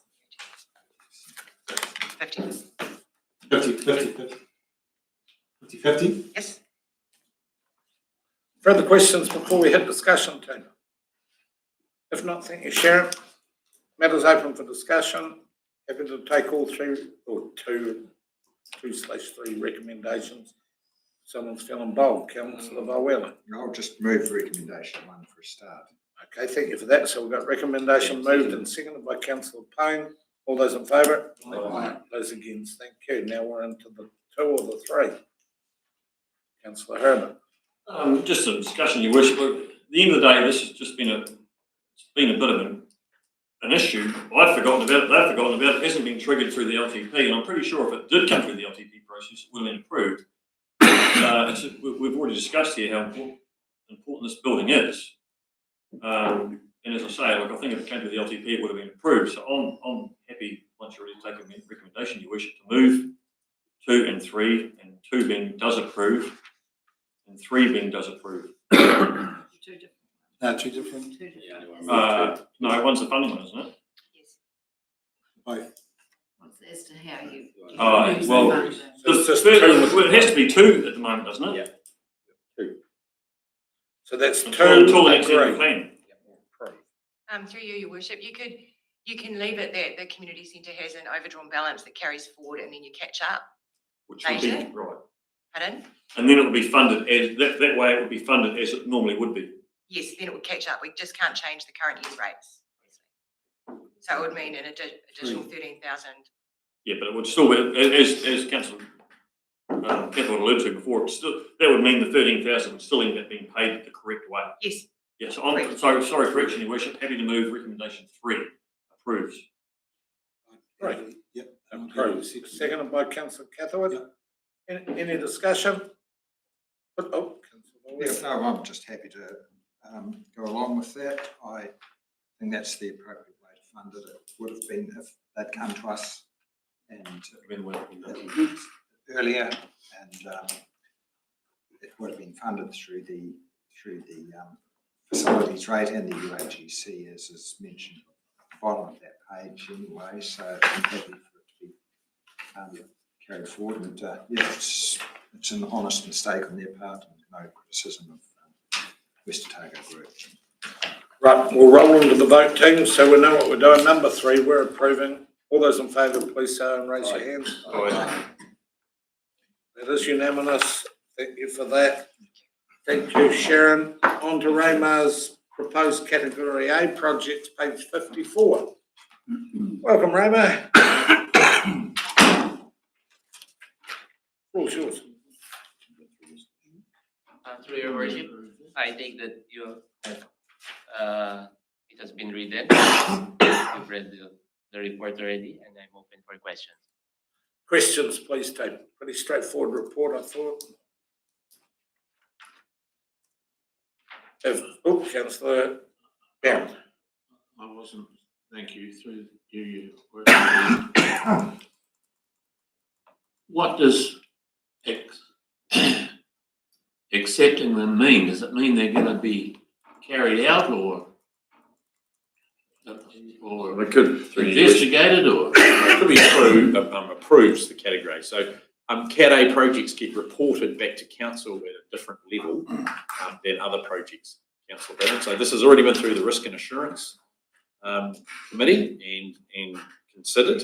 And the intention is that once council adopts these, we then do monthly reporting on them and then bring them back to council at standing committees and different and audit and risk with specific commentary on these projects rather than all the other projects that we do. So Cat A projects are considered here and approved by council for, I suppose, closer monitoring. There's also different PCG reporting as well, which you can, usually it's Cat A projects that get elevated to be reported against through the PCG committee too. But we don't report all of them through the PCG unless council requests it. Thank you. It's just item H, Milton Community Pool Library Hub project, like that's sort of on hold until all the submissions and there'll be nothing done on that.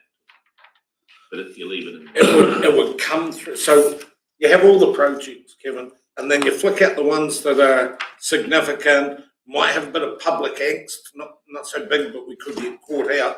So you elevate those ones up. And it was originally came from the swimming pool debacle, where, hey, if we've got a project that's going to catch us out, we better give it extra scrutiny. So all we've done is just the audit just go through and pick out this group to elevate up. And as the project goes through, it gets that once over every month. And the hope that we knock off a few problems, but we haven't really, have we? Maybe we better look at the whole process. But that's the system for it. So it's not specifically the big ones, it's also the ones that could catch us out, I suppose. Any further questions, discussion? Someone keen to hit the recommendations? Councillor Volwell. Hopefully it's safe to take recommendations, one, that we receive the report, and that council, two, that council accepts the proposed projects. Move those two recommendations. And if we do that, no one's got an add or a delete. Done. So we're moving 1 and 2. Do I have a seconder, please? Councillor Phelps. Any further discussion? If not, all those in favour, please raise your hands. Aye. All those against? Thank you. Thank you, Raymond. Council meeting dates, pretty straightforward. I'm happy to move both recommendations. Councillor Herbert seconded. Any discussion on those dates before we nail them? If not, all those in favour? Aye. Those against?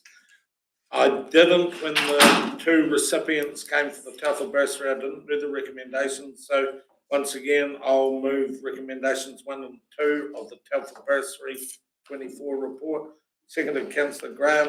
All those in favour? Oh, those against. Right, here we go. Land Transport Program update. Chris, welcome back. Thank you, Your Worship.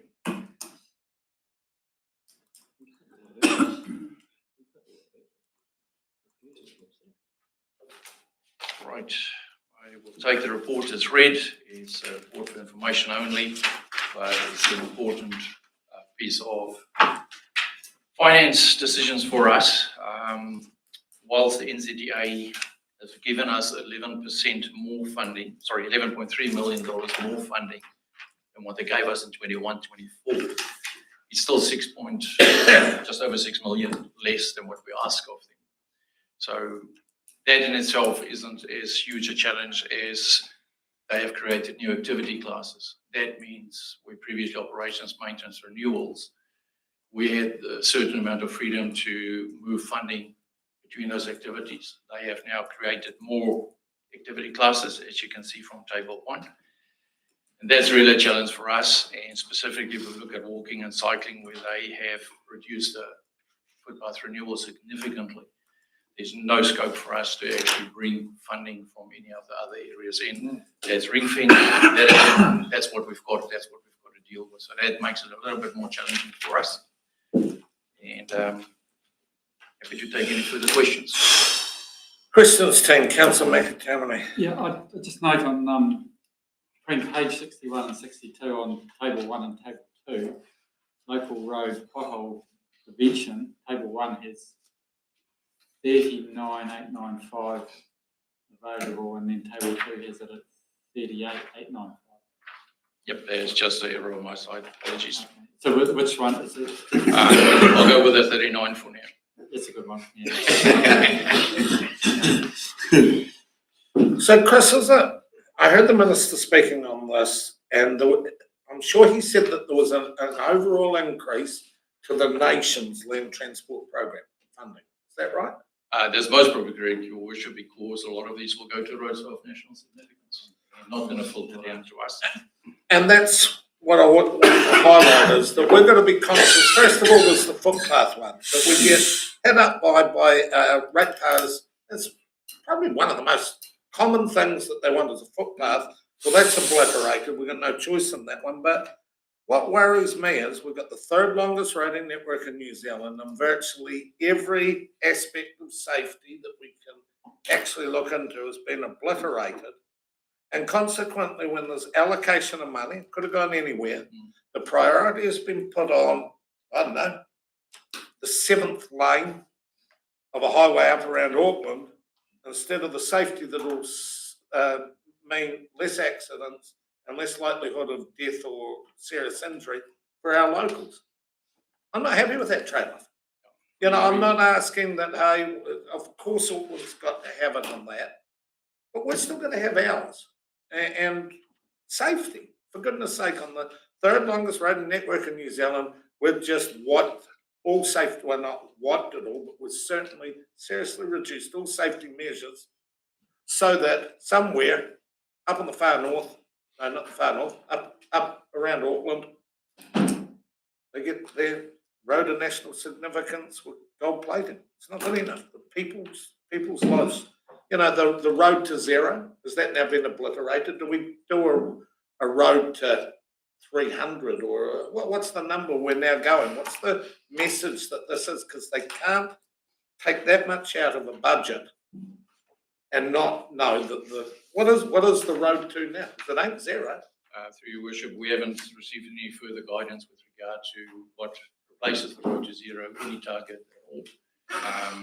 Minister Brown has certainly emphatically indicated he's got no interest in walking and cycling.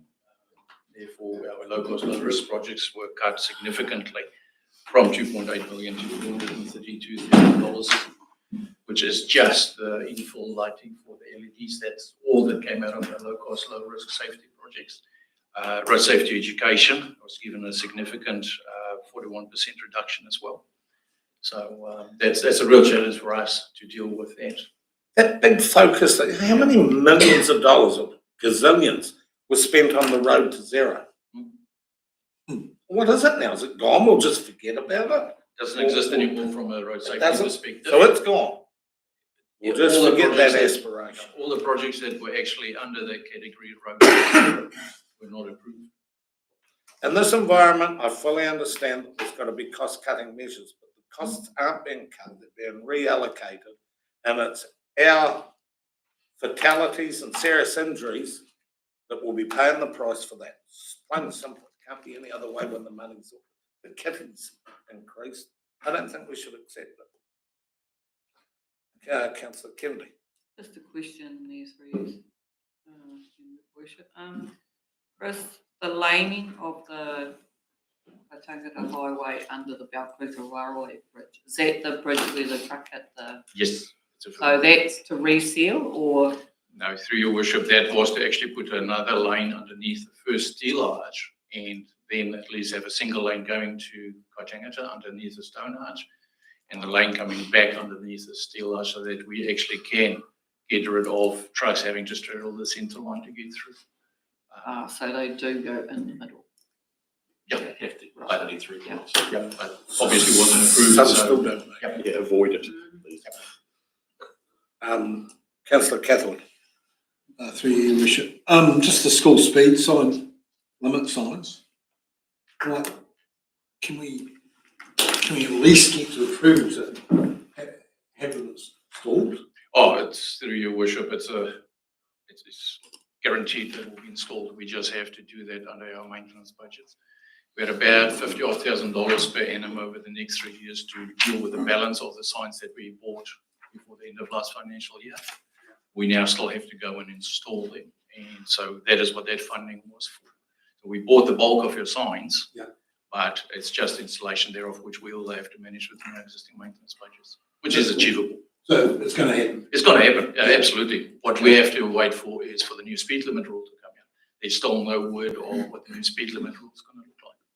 Oh, so we're still working on that? We've got to get the speed limit rule that says you can now put the 30 or you can put the 60. And the other question, we were always waiting to address the speed limit carry on. Yep.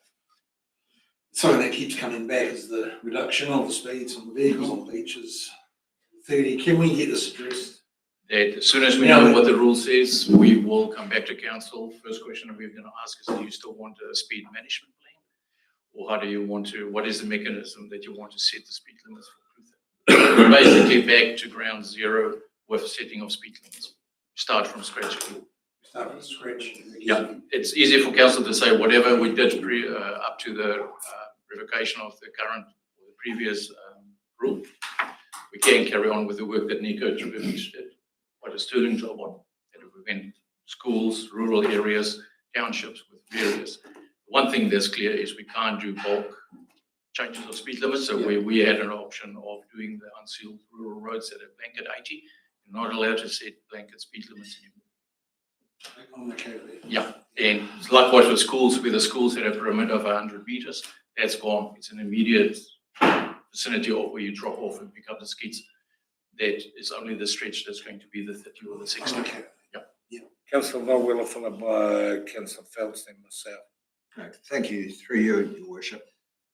We set our budgets in the LTP for the next 3 years for roading budgets based on basically what we submitted, what we wanted to Whakatahi. So that now, with that reduction, that will actually have an impact. That will have some impact on our budget to what we're going to rate for over the following 2 years of our long-term plan, won't it? That's correct, through your worship. We have to deal with the changes of the NZDA's funding versus the LTP for year 1, 2 and 3. Because we only get a chance in year 4 again to get the new land transport funding sorted. So we've got to carry that through for the 3 years. We also have to deal with the 2.7 million deferral that council asked for, that we defer from year 1 to year 3, $2.7 million of rate-funded projects. We had a meeting earlier in the week with regard to that and how we're going to actually go and meet those. So there's bound to be a paper that's coming through to the next standing committee that at least will address that and the options that is there for council, if any. So from my perspective, it's a LTP, but it's also my transportation activity management plan. So effectively, my activity management plans are living documents. I'll have to go back to all my financial tables and go and update them effectively with the values as approved by the land transport. Or the National Land Transport Figures is published. But just to confirm, that deferral was a really good decision because it meant we haven't overrated by for our share of that $2 million. So, but what we might ask you when that paper comes back is that we actually bring that $700,000 that was left over in year 3 back into year 1 because we've got that $2 million reduction each year. But that'll be part of the decision paper that comes back to council as how we deal with that $6 million reduction. Councillor Phelps, followed myself. Through the chair, on recommendation 4, does that mean those items are not going to get done possibly till 24, 27, 30? They don't exist from a National Land Transport Program. They don't exist anymore. We have to go in afresh. We have the option, as we said, they've created the new fund for low-cost, low-risk projects, but the type of projects that we have, they're most probably not going to meet the government's policy statement on transport. So we most probably will never get them approved until we get a change in government. Yep, sorry. Okay, because I'm just sort of, one that sticks out for me is about Luther Railway Bridge. I mean, the amount of trucks that go under there. Oh, absolutely. I'm sort of concerned that's not going to happen at all. Or at this point in time, it's not going to happen unless council's prepared to fund it 100%. NZTA doesn't see it as a priority. A couple of questions, Chris. I think it was TV1 News of Q&A. They had the far north, and how they'd spent 800,000 on putting up new signs everywhere, and now they had to take them down. Are we taking signs down? No, you were sure. No, They would have jumped the gun most probably with regard to either the speed signs or whether it's dual messages. I'm not sure. Yeah. But they were asked to, and it most probably wouldn't have been just them. There's other councils that would have jumped the gun as well. And then when the legislation changed for specifically the speed limits, they couldn't actually have those anymore. So, and then the second part of it was Jocelyn and Rachel. Yep. And there was a few councillors, and we all went around the schools, and we went around and what was the cost of that to us? Oh, I wouldn't be able to tell you that. You could have put a price on the value of councillors, but what about it? It's, all I can say to that is money well spent, because it was a really excellent exercise done by them. Great exercise, but there's no outcome. No, we still have their data, and we can inform on that when we do the final speed limit setting. But we're not got any tangible outcome right now, have we? It's all been stopped. Well, no, it's just in abeyance till we get the actual speed limit rule reenacted. And once that tells us what it is, then we can say. And I'll be surprised if the 30s and the 60s doesn't make the cut. It's going to be like. Right, team, any further questions? We'll hit the discussions and then go for the. It's not like we've got too much wiggle room. Councillor Mowell. I'm happy to remove the recommendations there as they're written. I won't read them out. But in doing so, I noted that Prime Minister and/or Minister Brown, Simeon Brown, said something about people who didn't see the value in cycling and walking. I wish they could have come to our last Torrey Mouth Amenity Society meeting on last Monday, and they would have heard a lot about the lack of footpaths in that area, and people who were quite upset about their ability or their lack of ability to walk what they regard as safely on the edges of our roads there. So that does really disappoint me that pedestrian safety and pedestrian access, both for elderly and young people, that funding has been cut back. And also very disappointed with the low cost, low risk work category. That's also so drastically reduced. Did you move? Yes. Yes, right. Second, please, Councillor McAtamney. Any further discussions? If not, put to the vote. All those in favour, please raise your hands, say aye. Aye. Those against? Was that unanimous, or was there, because there's a couple that didn't put their hands up? That's all right. Thank you for that, Chris. Thank you, Worship. Appreciate it. Did you get it, Julie? You got it. And look, it just keeps getting easier. Local water done well, so everyone's got the. Resident survey.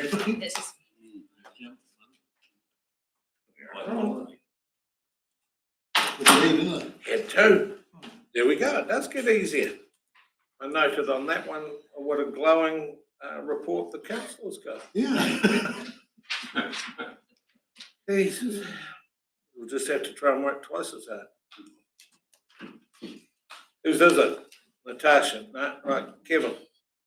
So the question is, when you get results, does, at any stage, does it trigger a inquiry into why that happened? Like if you fall below 60%, do we say, right, we put a group of people on saying, why does this happen, or below 50%? We have a general discussion now and onwards and upwards. Just through you, Your Worship, as well. We do have a lot of these as performance measures in our annual plan targets. So when we're doing our AMPs and when we're doing our LTP, that's when we look at those and set what those targets are. There can be a range of reasons why they might be low. It could be press for 2 weeks before the survey goes out and things like that. So the AMPs and the LTP is usually where we look at those and where we use them to set the targets or look to improve them. So that's in the annual plan. If you've got a particular area where you think actually we need to be doing better, that's where you can say, well, what are we going to do to deal with that? So yeah, happy to take council's guidance on which ones of these we want to action moving forward.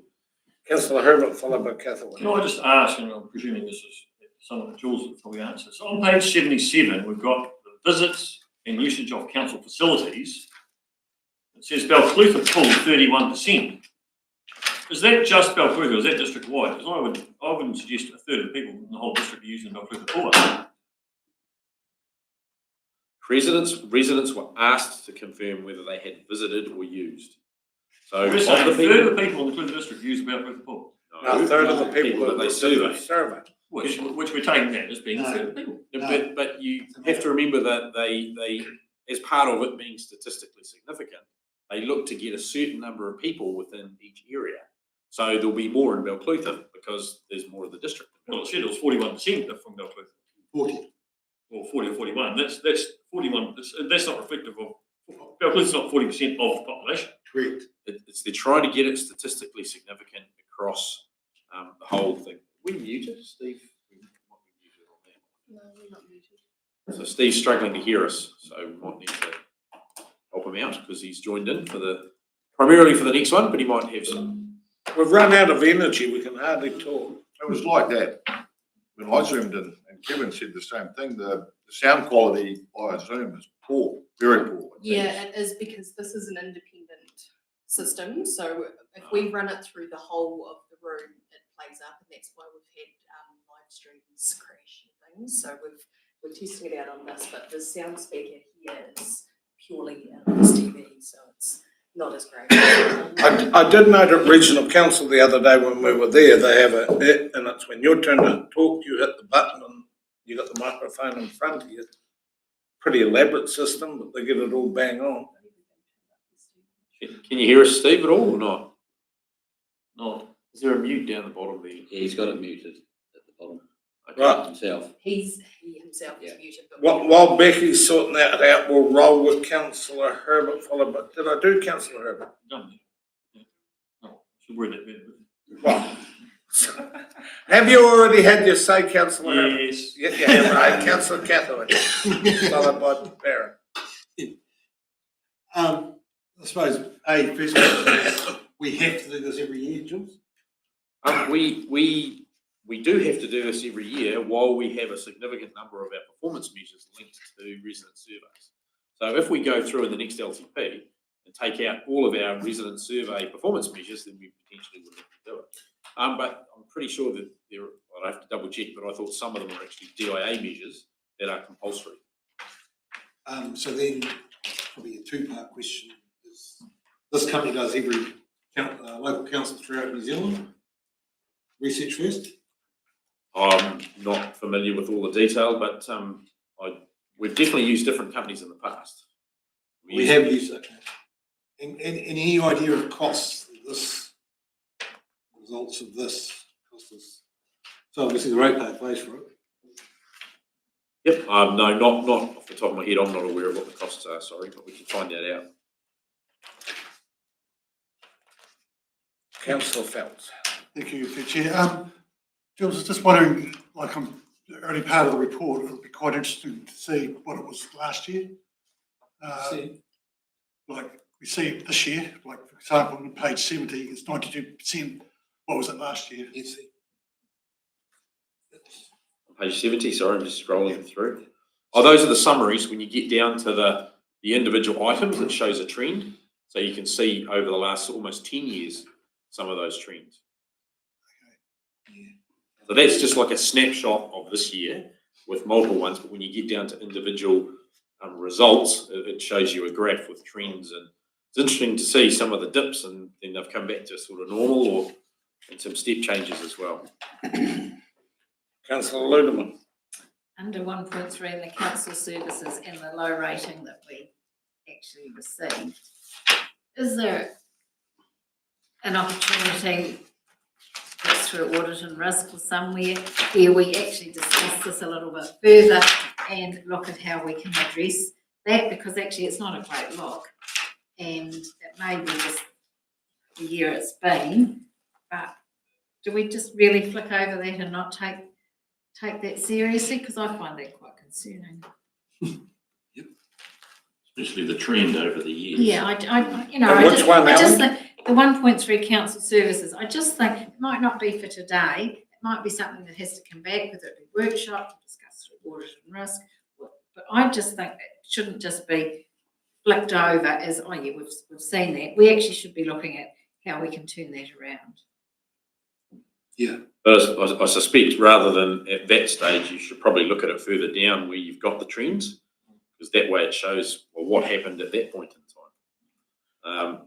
If you look on page 104, then that shows you some trends where we've been very high in the past and as perceptions changed. That actually potentially coincides with when a whole lot of society's perceptions have changed. I would just add to that, because if you go back one page from what Bill's talking about, 103, and you look at the satisfied and very satisfied, put a line down between 2021 and 2020, and they dramatically drop after that. And that was when I think there was a vacuum in information from about three waters from the government, and I think we got drawn into that, and that's when our perception plummeted. Yeah, I look on the same page, John, and I go, well, as councillors, we're in the public eye, we're doing about half as good as our sewage plants. What do you do? Is there anyone here not trying their guts out, just checking to do your best? So the public satisfaction and the public perception, and what do you do? Councillor McAtammany. When they do these phone setups and things like that, you can say, how many people actually say, no, I'm not doing a survey? 2% I think it's in, Everybody that rings up and asks me to do a survey, look, sorry, I'm too busy. But if you were really doing something, then just maybe I might do it. And I just wonder whether, I'd love to know how many people said no, sorry, and they have to bring someone else till they finally get someone who's not a council, right? I have been rung a couple of times over the last sort of 15 years and have to say, sorry, I can't do it. Usually they ask, but one time they didn't, and I said, no, I'm not allowed to do the survey. Oh, whoops, we should have asked you that. Yeah, but I get rung all the time for farming surveys and things, and I go, no, sorry.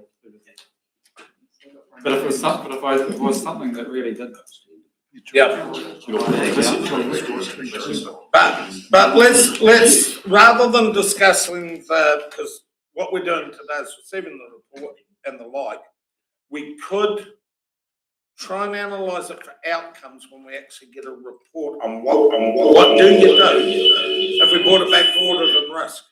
Well, I feel as though perhaps it should come at the very least to audit and risk or perhaps some further discussion, because look, it may be that it is just the sign of the times, but I still think it requires, we need to look at trying to turn it around, but it is the sign of the times. How do we communicate better with those that we're upsetting?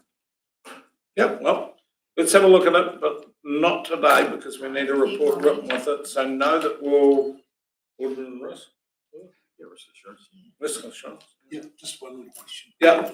Just want, council, other improvements, council does not, it doesn't, it's not enough text there. What page? It always features up quite high. It's on page 42 of the document. At the top, it strikes in 24 as number 2, and then it was third rated in 22, and it was fourth rated in 23. Notice that it's a bit funny too. 24, 22, 23. It just says council does not what? Oh, we could go back and ask the people what they're. No, I'm just not sure. Because this council does in other ones. So. Yeah, because obviously it sits up quite high. I noticed, noting roading seems to be another one year in, year out. Right.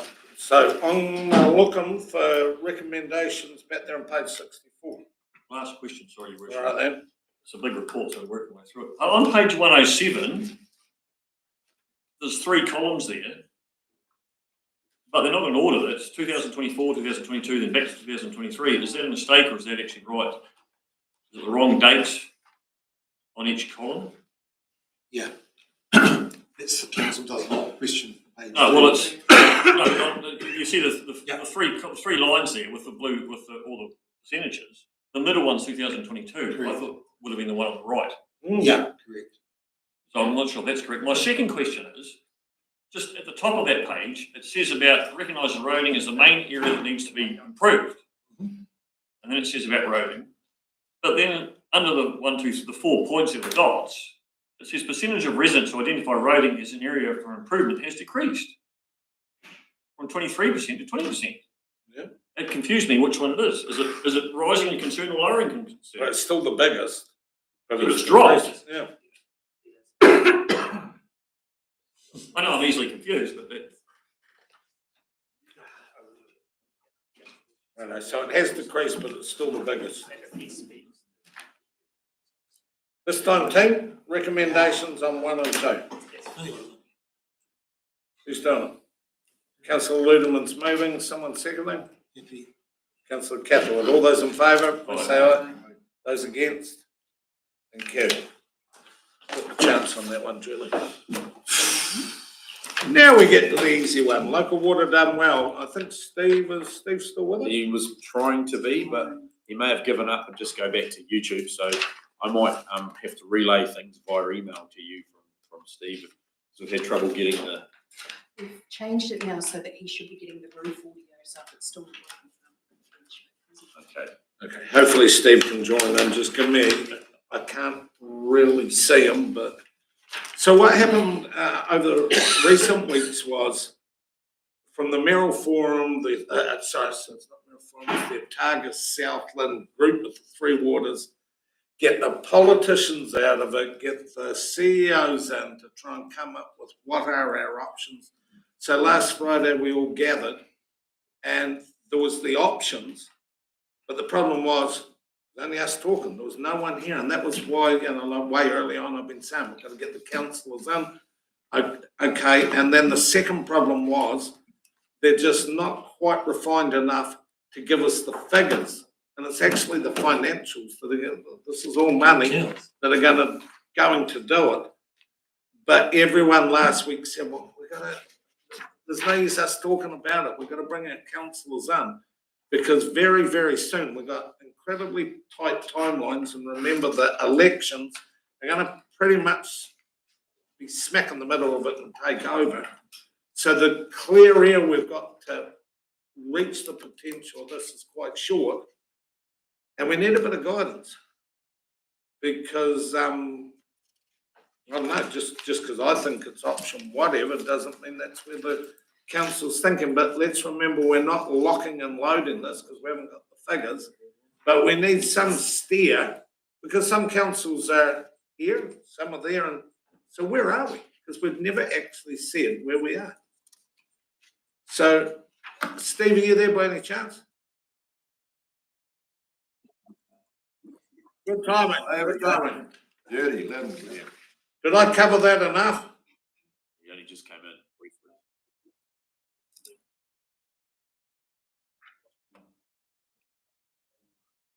Well, I was just saying that the process that we're going through in a couple of weeks' time, the CEO group come back with the finances, which is a critical part of it.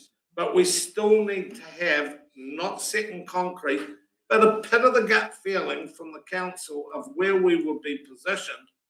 Because the cards are going to fall on the table and push is going to come to shove pretty blooming quickly. So what's everyone's thoughts? Oh, I should have, to give you the flavours of it, status quo for us is unsustainable. Pretty plain and simple. If anyone, more than happy to discuss that, but that's pretty much where it is. It was also said, interestingly, from the CEO of Central Target, who has worked with Wellington Water, that to go with option 4 was hugely problematic because you have a CCO that's dependent on different councils guaranteeing the increase in costs. And when they go back to councils tighten up and go no, so you're a dead man walking. So the option 4, he felt was quite a dangerous one, and that's the first time I've sort of seen it as that. So interesting, but Hang on, I think Sorry, this is we've got to make sure we're on 9A, not 9. Yeah, we're on We've got to go to the add-on that's late. the addendum. This is where confusion is. Add-on flew email. There was an addendum that also. yes, that one. So go over to Hang on, it's option 1, option 4. Wait, Oh, have you not got it? I've got it. Thank you. Yeah. Because I said right at the start, did everyone have it? And everyone was going, yes. No. It's the one. OneDrive. It's a new one that got emails. Oh, yeah. It's your WhatsApp. OneDrive. Yesterday. How many copies do we need? Who's missing? It should be in OneDrive, is it not? It is now, isn't it? Yes. Yeah. Hang on. Yeah, that's it. You probably don't have to read it all now. As long as you can follow. Who else needs one? I've got it here. I read that, and I reckon Right Different out. options. we've got to go on. Hey. Right out. Let's have a discussion. Can we say just right from the start, Kevin, option 1 going on our own has already been clearly stated here that it's unsustainable. We're going over a cliff and we can't do it. Why would we consequently go on our own? Financial. Did you do a copy of 2 ones? There's another one here. I don't think we need them. He's got his hand up. Who has? Steve?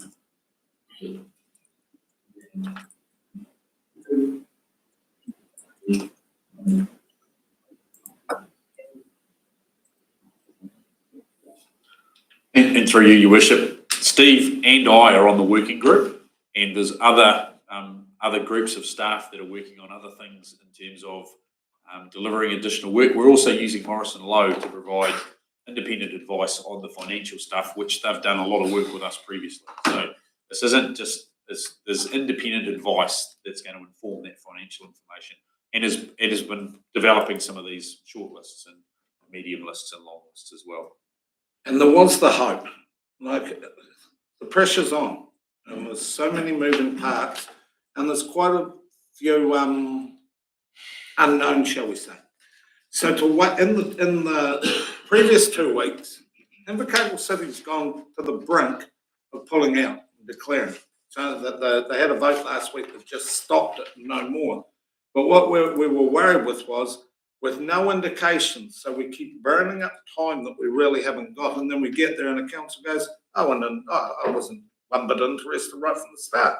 Just sort of sat around here just to see what the hell was going on. And then you go, but you were a component, and now we've got to go wasting time without it. It is an impossible mission that we're setting on, and this I really keep stating. We won't set ourselves in concrete here for this, because you don't have enough information. But we've got to start the conversation with our councils. We've got to start dragging you in and having the votes and taking some ownership, because in a blink of an eyelid, it's going to come back and it's going to be serious. So I'd love to know what your thoughts are. Councillor Cathal. Well, I mean, if it was done as a non-profit, obviously option 5 should give you the massive, if everyone was involved, get the expertise and get it taken out of council. So, in other words, 3 Waters reform, multi-council service organisation, it's all removed ultimately. But as you've just alluded to us, there's not an appetite from some of our neighbours. So only one so far. Yeah, option 5. But what does it look like? Is it becomes a pretty much, is it then a profit-driven company that ends up involved in it? Highly likely. Is that the right decision? But I mean, it was done in good faith.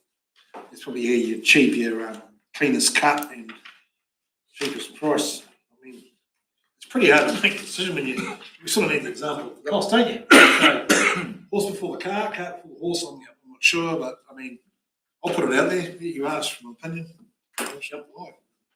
Councillor Ludman. I kind of would quite like a workshop on this very topic, and for councillors to come on board and actually discuss it in probably a little bit more detail and with a little bit more information. I think it's late in the day, and I think it's something that needs some serious discussion on. And then whether we look at perhaps appointing a working group of councillors to join, whether it be 2, 1, I don't know. But that would be part of that workshop. I just think it needs a lot more discussion, and it is important, and we should be across it. So it would be an extra workshop, but that's what I'd be proposing. Councillor McTamaney. While we're waiting for the financial information to see how some of these options might work, have we and the other councils actually put out how the 3 Waters costs work now? They have to the CEOs. So the CEOs will get. Is that right, Steve? You should talk to them.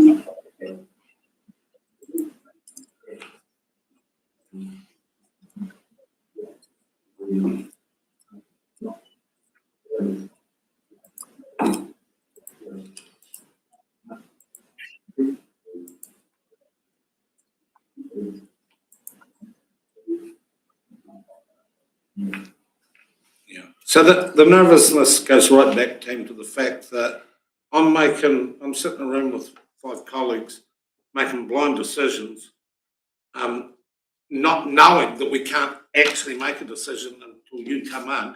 How do you get the information? When do we get the information? And we're on this tighter timeline.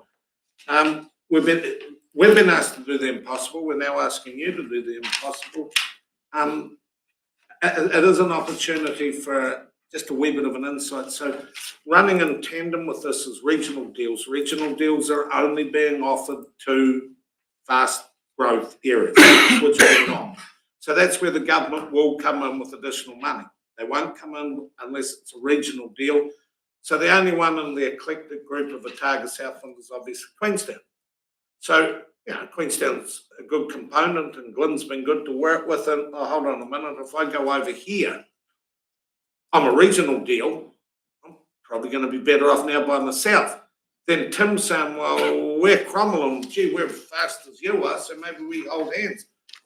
Then Gary's talking, and in fairness and all honesty, he has always said, probably to me, if I went Canterbury, because he can, because the river straddles, okay, then you had Invercargill pushing to the brink of trying to get out of it last week.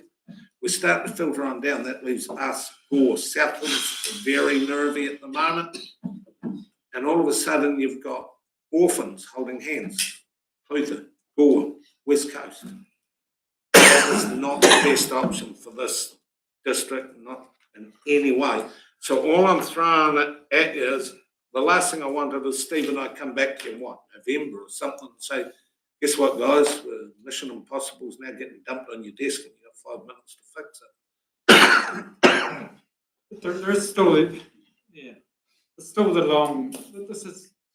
will be a long process. I'm pretty sure that you can go in, start going in. Option 2 looks to be then that works into option 3, maybe a year or 2 down the track. Option 4 to race to option 5 in a year's time is just impossible with no financial.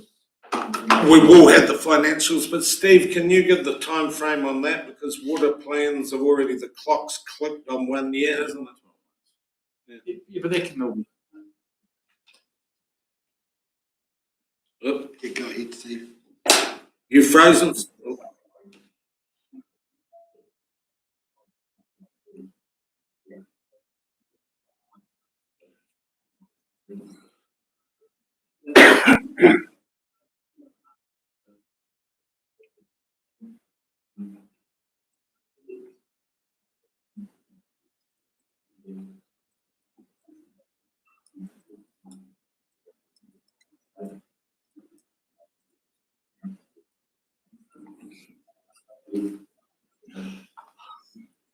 This is only for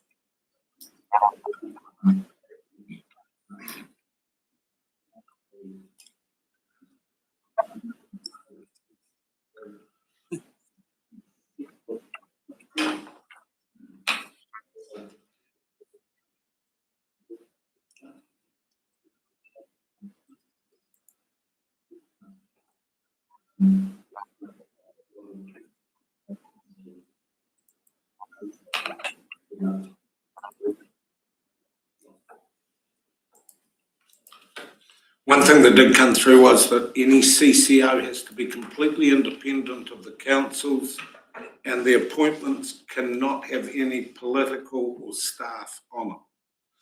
Pretty much you could call it entity D. That was one thing. But look, guys, we've got it there in front of you. The impossible thing we have is that when do we share it? How do we bring you in? I haven't got a clue. It's getting bloody dangerous. So you've got it there. We've had a bit of a rattle around. Dwell on it and know that in 2 weeks' time, Stephen, the CEOs and the group will come back beefing it up with figures, but the wheels are going to turn pretty quickly. So when can we have a workshop? So unknown. Well, it's not going to be unknown once they come back with it. If you're going to wait until it's known, you're an orphan. That's basically it. We will know the figures, but Steve, have we got, in your time frame, is there a workshop or an obvious council meeting type time where we will be able to have another go at this?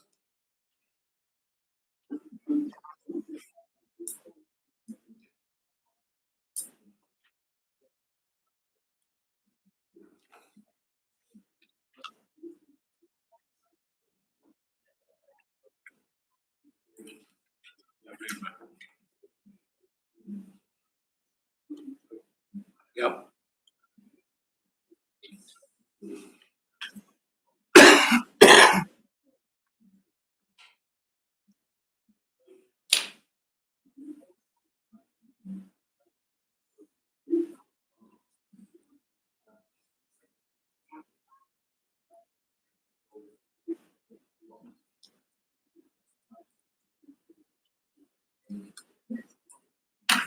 Yep.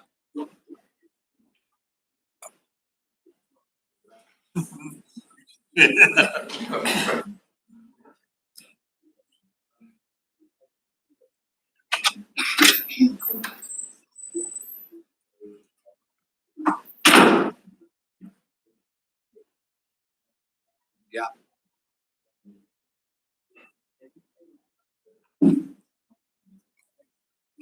Yeah, and that's where we are. The nervousness is in the next 2 weeks, councils are going to make decisions totally uninformed, and that's it. We're locked in. Ali followed, Kevin, Ali, Bruce. For clarification, there's 5 options. Would option 5 be similar to going to City Water Care or Water Care City, whatever they were, on a bigger scale and getting them to do the whole water independently? No. Sorry, Jules. I was just going to say option 5 is like water care in Auckland. Right. They bill you, they run the whole thing. So we're waiting on a price for someone to do that, option 5. Sorry, the report will look at the benefits and disbenefits of the different models and what things they will, because the government said some of these things you'll be able to borrow up to 500% of your revenue, and some of the options you won't be able to. So there'll be comparative financial options against the different models. Because option 1 says provides a baseline for comparison, and yet, Brian, you've said that there's option 1's not an option. We can't afford it, but we don't know that yet, do we? Because option 5 or option 4 may come out dearer than what we're spending now. All we know is that option 1, we are insolvent in 10 and a wee bit years' time. And the rest of them may be the same. We don't know that though, do we? Well, early indications are that you'll be able to go to 500% debt to revenue. So your envelope for actually doing work changes under the different scenarios. So that's all the work we've engaged Morris and Lowe to do. And they're abreast of all of the, I suppose, the rules and things that the government are putting in place on how they want these things to develop. So that's the whole point of the report, is to come back and say, here's the different pros and cons of these 5 options. But the decision making's getting squeezed. That's what you're saying. And also we think, Kevin, 5 years ago or so, when the X3 waters, righto, and by the time we realised the bomb that we were holding on to and came back to councillors, things have moved on so far. So we're just wanting to make quite aware of Yeah, like you guys might be going, what the hell am I doing standing in the room even talking? You haven't got a position. I haven't got a position. I don't know. But somehow, some way, we've got to start dragging you into this bum fight because sooner or later you're going to put your hand up. Where was I? I was with Ali and then. Will this be for discussion at Zone 5 and 6 in Dunedin in October? Is this part of something that may be discussed there? It's got to be on the Well, agenda. to me, it would have to be on the agenda.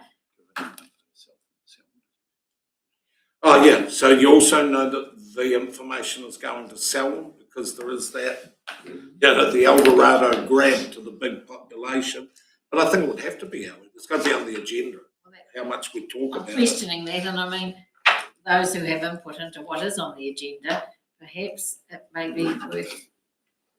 Who was going to go to the zone meeting? Yeah, well, that's got, we're starting to get a few people coming around. Where was I going? I was going Dane, then John. Well, I suppose you made the comment you're insolvent team. The actual ratepayer is probably insolvent board. So, yeah. So eventually, you know what I mean? The actual person that won't get to 10, when you look at where we're getting, in 4 more years from now, where we're getting going, the actual ratepayer's insolvent. John, do you have a response to that? Yeah, well, still the other big unknown factor with the assumption we're going forward is what we have to do with wastewater.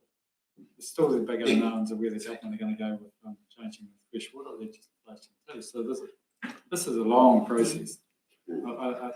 And I know you've said the mayors are pushing, but clearly Steve and the CEOs are a wee bit more relaxed and they're work through this. Probably, yeah. It seems quite extraordinary. The mayors just need to cool the heels a little bit.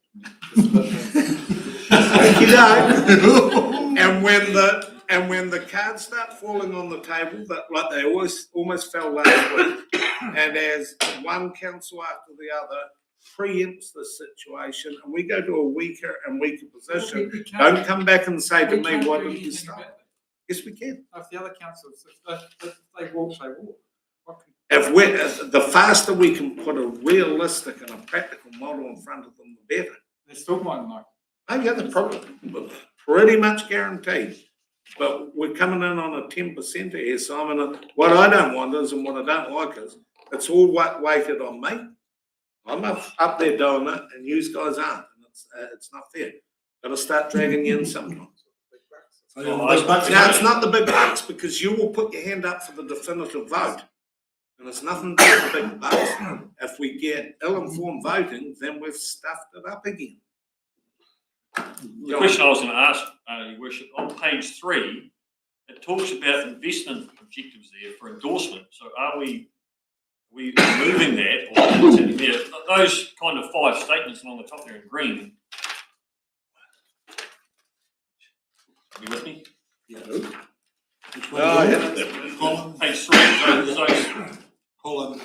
There's investment objectives for endorsement, it says at the top of the page. Yeah. So are we endorsing them or not? And so the 5 sort of statements along the top there in green are kind of principles, it looks like to me. And on the right-hand one, it talks about, this is the first time I've heard anything to do with this whole Three Waters debacle in the last 3 or 4 years, about financial sustainability. It's one of the key. And it talks about affordability. Now, I just wonder what Talent Arawai's thoughts are on that. Because if we're going to adopt a principle that says it has to be affordable, it may not be, consented or may not be adopted by the drinking water standards or what have you. Correct. Because this is the whole. I'm really pleased to see that actually that's the first time I've ever seen that in there. That it has to be affordable and financially sustainable. But how does the regulatory body view that? And you don't get your extended credit unless it's affordable and sustainable. Steve, did you have your hand up?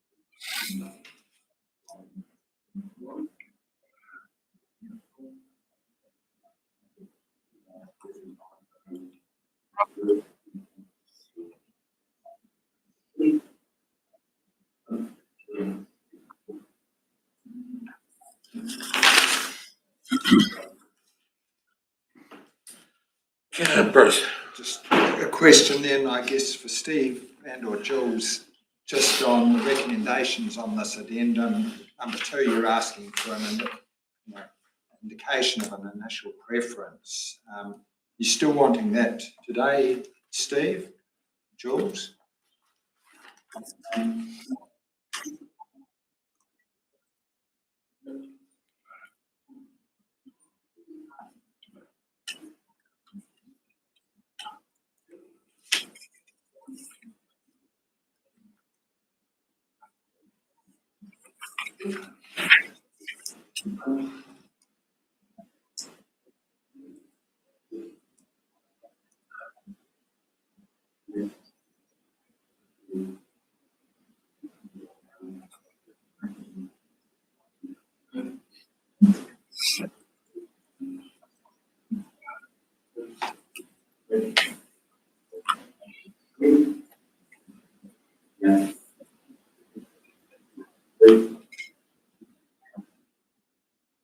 So once again, Bruce, what we're trying to do is, we had the opportunity on Friday, well, we got this meeting today, to bring you up to date, so that you've now looked at it and gone, oh, right, that's the options.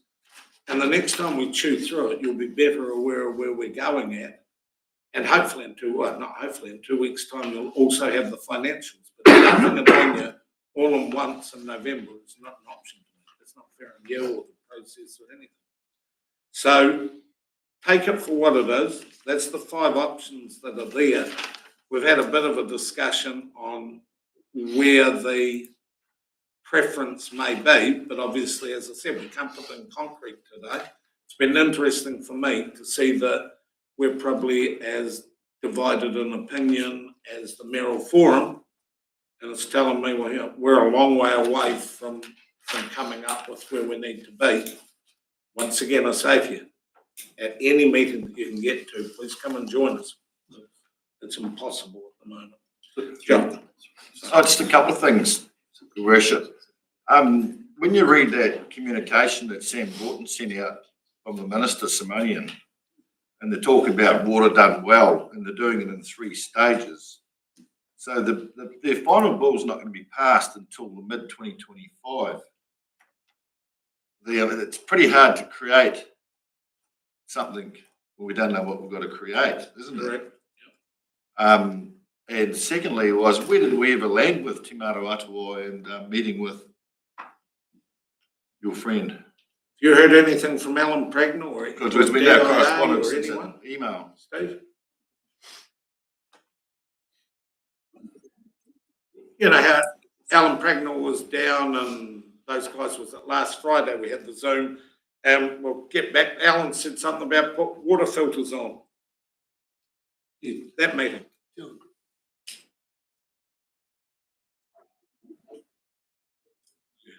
So Anna has requested, yesterday we just sort of, hey, you had any more thoughts on it, but it's fallen into a hole. Because he was very proactive at the conference, talking to a lot of other councils, so he made the statement that he's keen to talk, so he's not keen on coming down.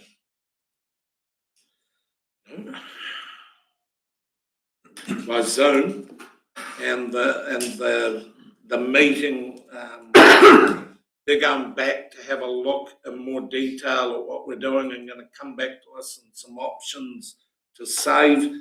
The early indication was with Greenfield was that if we stopped it now and put water filters in every house, that might be the answer to our problem. I didn't say it that way, but that lies the whole problem. There's a lack of understanding up there about the whole issue. This has been the thing for the last 4 or 5 years. So, hang on. So, just to confirm what you just said, so Alan Pregnant from Tamata Arawai, the regulator, built a $20 million bore project to meet drinking water standards. And now recently, he's advised that you could just leave the old stuff there, it doesn't comply, and put a filter on at home.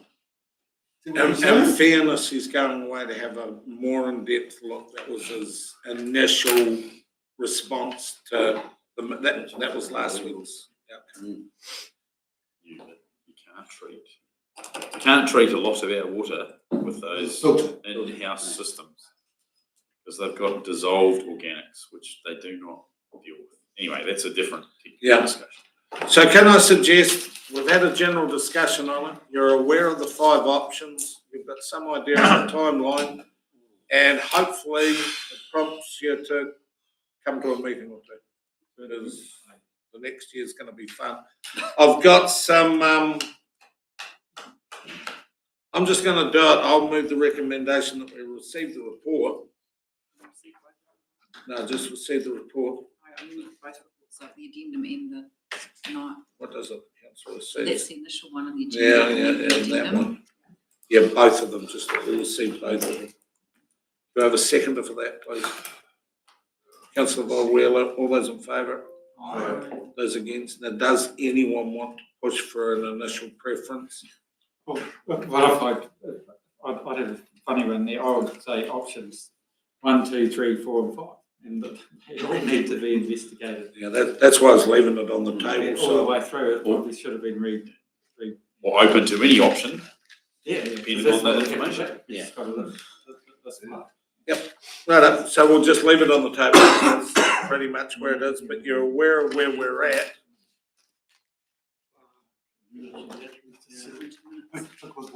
Right up.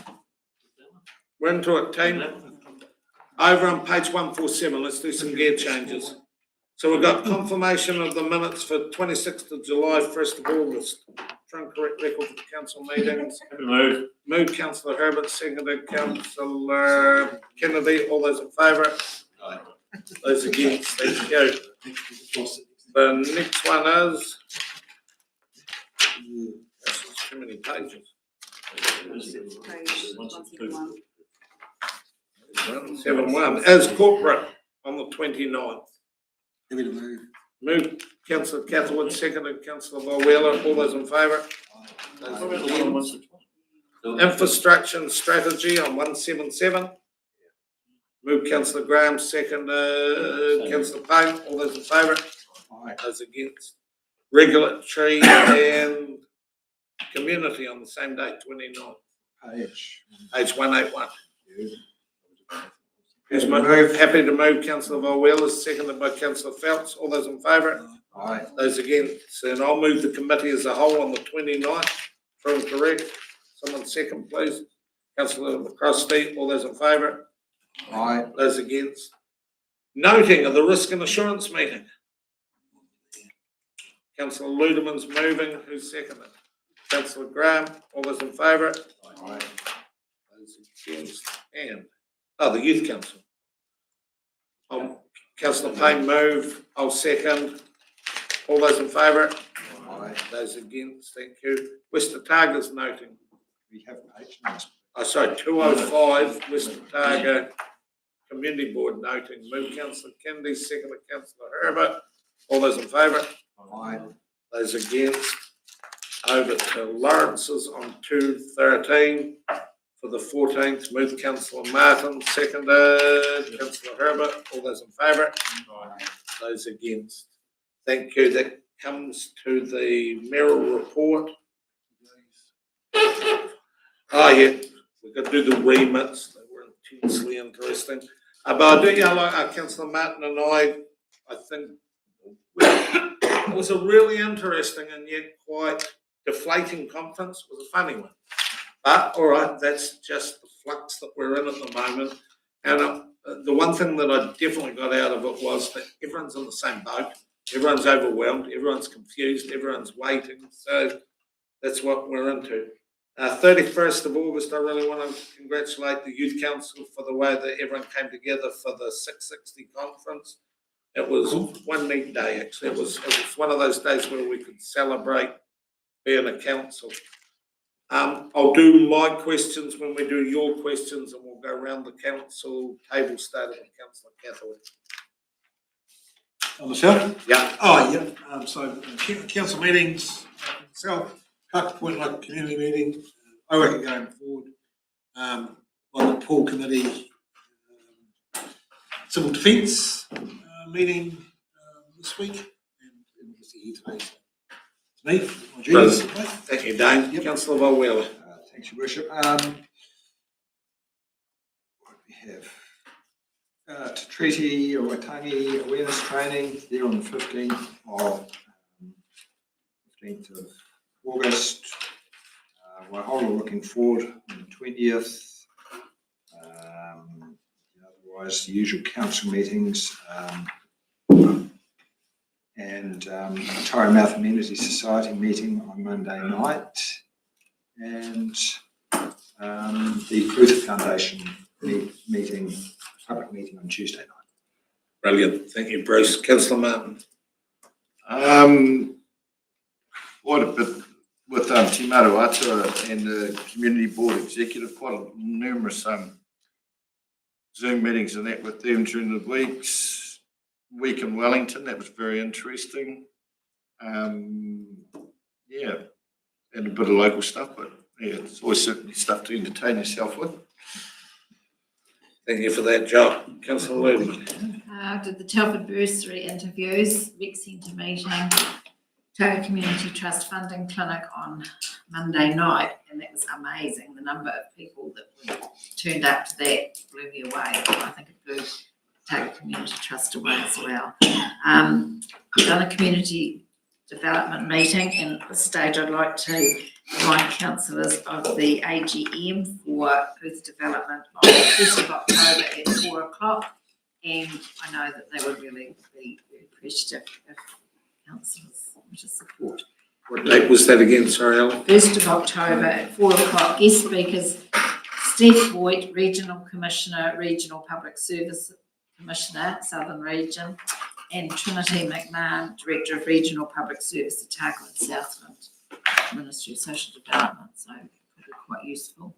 4 o'clock. 4 o'clock.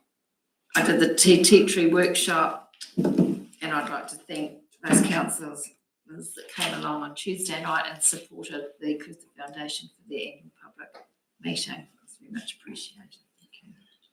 Thanks for that, Ali. Councillor Herbert. Thank you, Worship. West Toga Community Centre Subcommittee meeting. We had a walk around here in the rain to discuss a few jobs to do. We also followed that with a Main Street upgrade for here at Tapanui little group, and a water scheme catch up that the staff now have instigated with some of the chairs, which I thought was a good idea. I attended that as well. Thank you. Thank you, John. Councillor Grant. Yeah, I filled in for Councillor Martin at the Telford bursary. Quite trying around just the normal council stuff. Thank you, Bruce. Councillor Payne. Thanks, Your Worship. Yeah, all the usual council meetings, including Youth Council, and there was 3 events with them this month. There was 660, a disco, and just recently, we produced just last week a movie on alcohol awareness too, which was a lot of fun. I've got a person in to help us. Meeting, Clutha Foundation, and the citizenship, and whatever else I missed. Yeah, that's my lot. Yes. Thank you, Ken. Councillor McCosty. Council meeting, standing committee, Waihola looking forward in their AGM. I've done a couple of trips over to Tyramouth.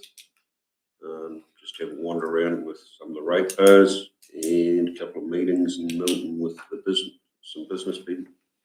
Nice. Thank you, Dean. Councillor McTamaney.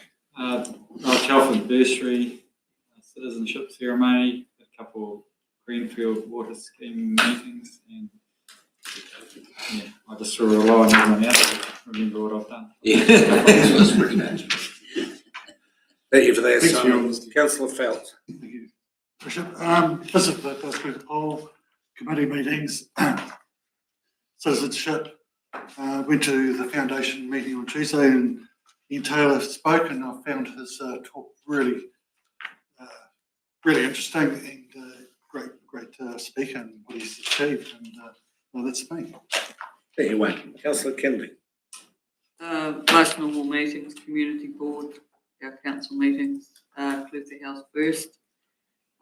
Did have a morning, it was quite interesting, doing our civil defence with our community centres that can plug in with a tractor to keep them going. It was quite astounding how heavy that cable was to try and pull it out. And I'll tell you what, us girls got there. Did it work? And it worked. So it's all go for the event that made it. Thank you, Michelle. Councillor Barron. Thank you. Yeah, I was out of action for a couple of weeks this last month, but I've had 4 ratepayer meetings and sent on, get them to fill out service requests, working with the South Otago AMP on the joint control agreement, and we've got a final meeting for that next week. Allison's AGM with Ian Taylor, which was well worth going, amazing. And committee meeting, standing committee. Thank you, Kevin. Questions any which way, Tim? Just a comment, and we've made it before. Jock was on the same Zoom meeting we had, and we couldn't hear the speakers from the lectern, could we, Jock? Yeah. Someone would talk and then the sentence would just stop. 30 seconds would go, then you'd hear the next bit of it. And we could only hear John Herbert and Gaynor clearly. And everyone else, it was very hard to hear. Couldn't hear Steve or who was at the lectern. Yeah. Oh, okay. Have we ever looked into, what the regional council's got with the hit the button and everyone's got their own microphone? I think that was the intent of the upgrade with that, but I think the issue is more, and it might have been better after where they've changed it today. When you come in terms of being interactive in the meeting, it's going out of that system over there, as Becky said before. So it sounds like it's better with Steve going through the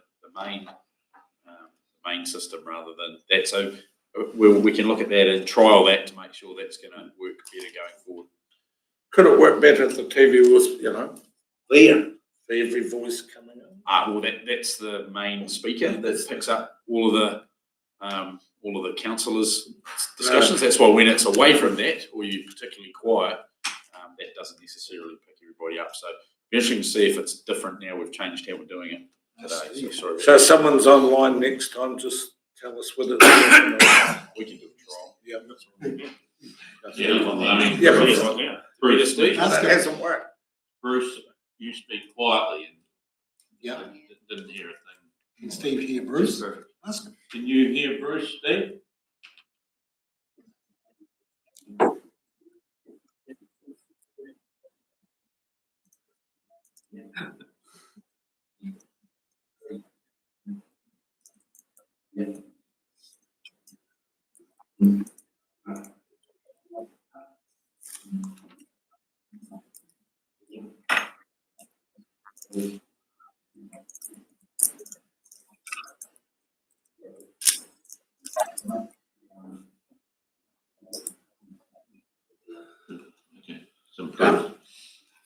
Okay, team, we've got recommendations back on page 220. Just so that you do know, it's in the report of the remits.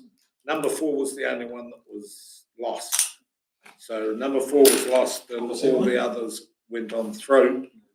But all we're doing is just noting them anyway. So we've got the report and the noting of the remits. Someone prepared to move it? Move Councillor Herbert. Seconded by Councillor Ludeman. All those in favour? Those against. And then we go to our CEO's report. Steve, floor's yours.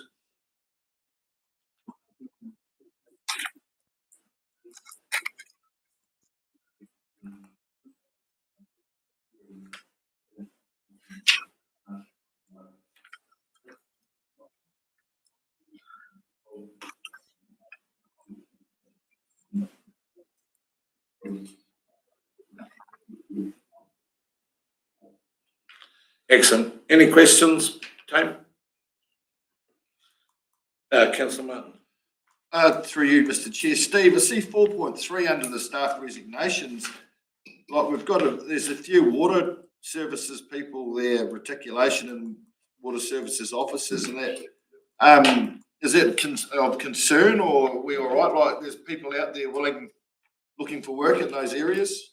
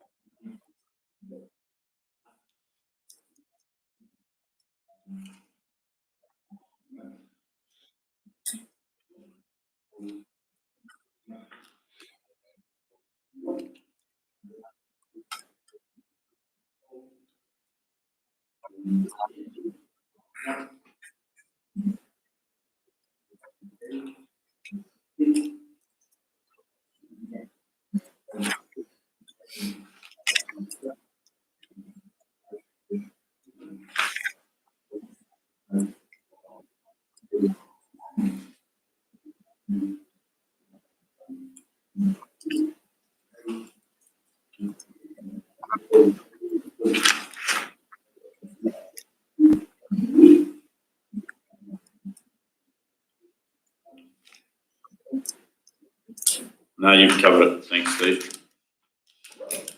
Any further questions, team? Got a recommendation on 274, I'll move it. Someone want a second? Seconded councillor Herbert. All those in favour? Aye. Those against? Thank you for that, Steve. Documents for consent and seal. Moved councillor Von Wheeler, seconded. Councillor McCroskey. All those in favour? Aye. Those against? Thank you. Now, on page 280, I've had a look and I'm pretty sure if there's no questions, we can slip this forward. And that's what Julie's told me to do, so consequently that's what we're getting done. Maybe. Is there any questions on it? If not, I'm not going to go into non-public, so let's just whip over to the two items, which is the confirmation of minutes on the 26th of July and the 1st of August. I'm prepared to move them as true and correct records. Someone happy to second councillor Payne? Any discussion? If not, put to the vote. All those in favour? Aye. Those against? Thank you. That brings the meeting to a close. And it's before 5 o'clock. Steve's away. Thanks, Steve. Have a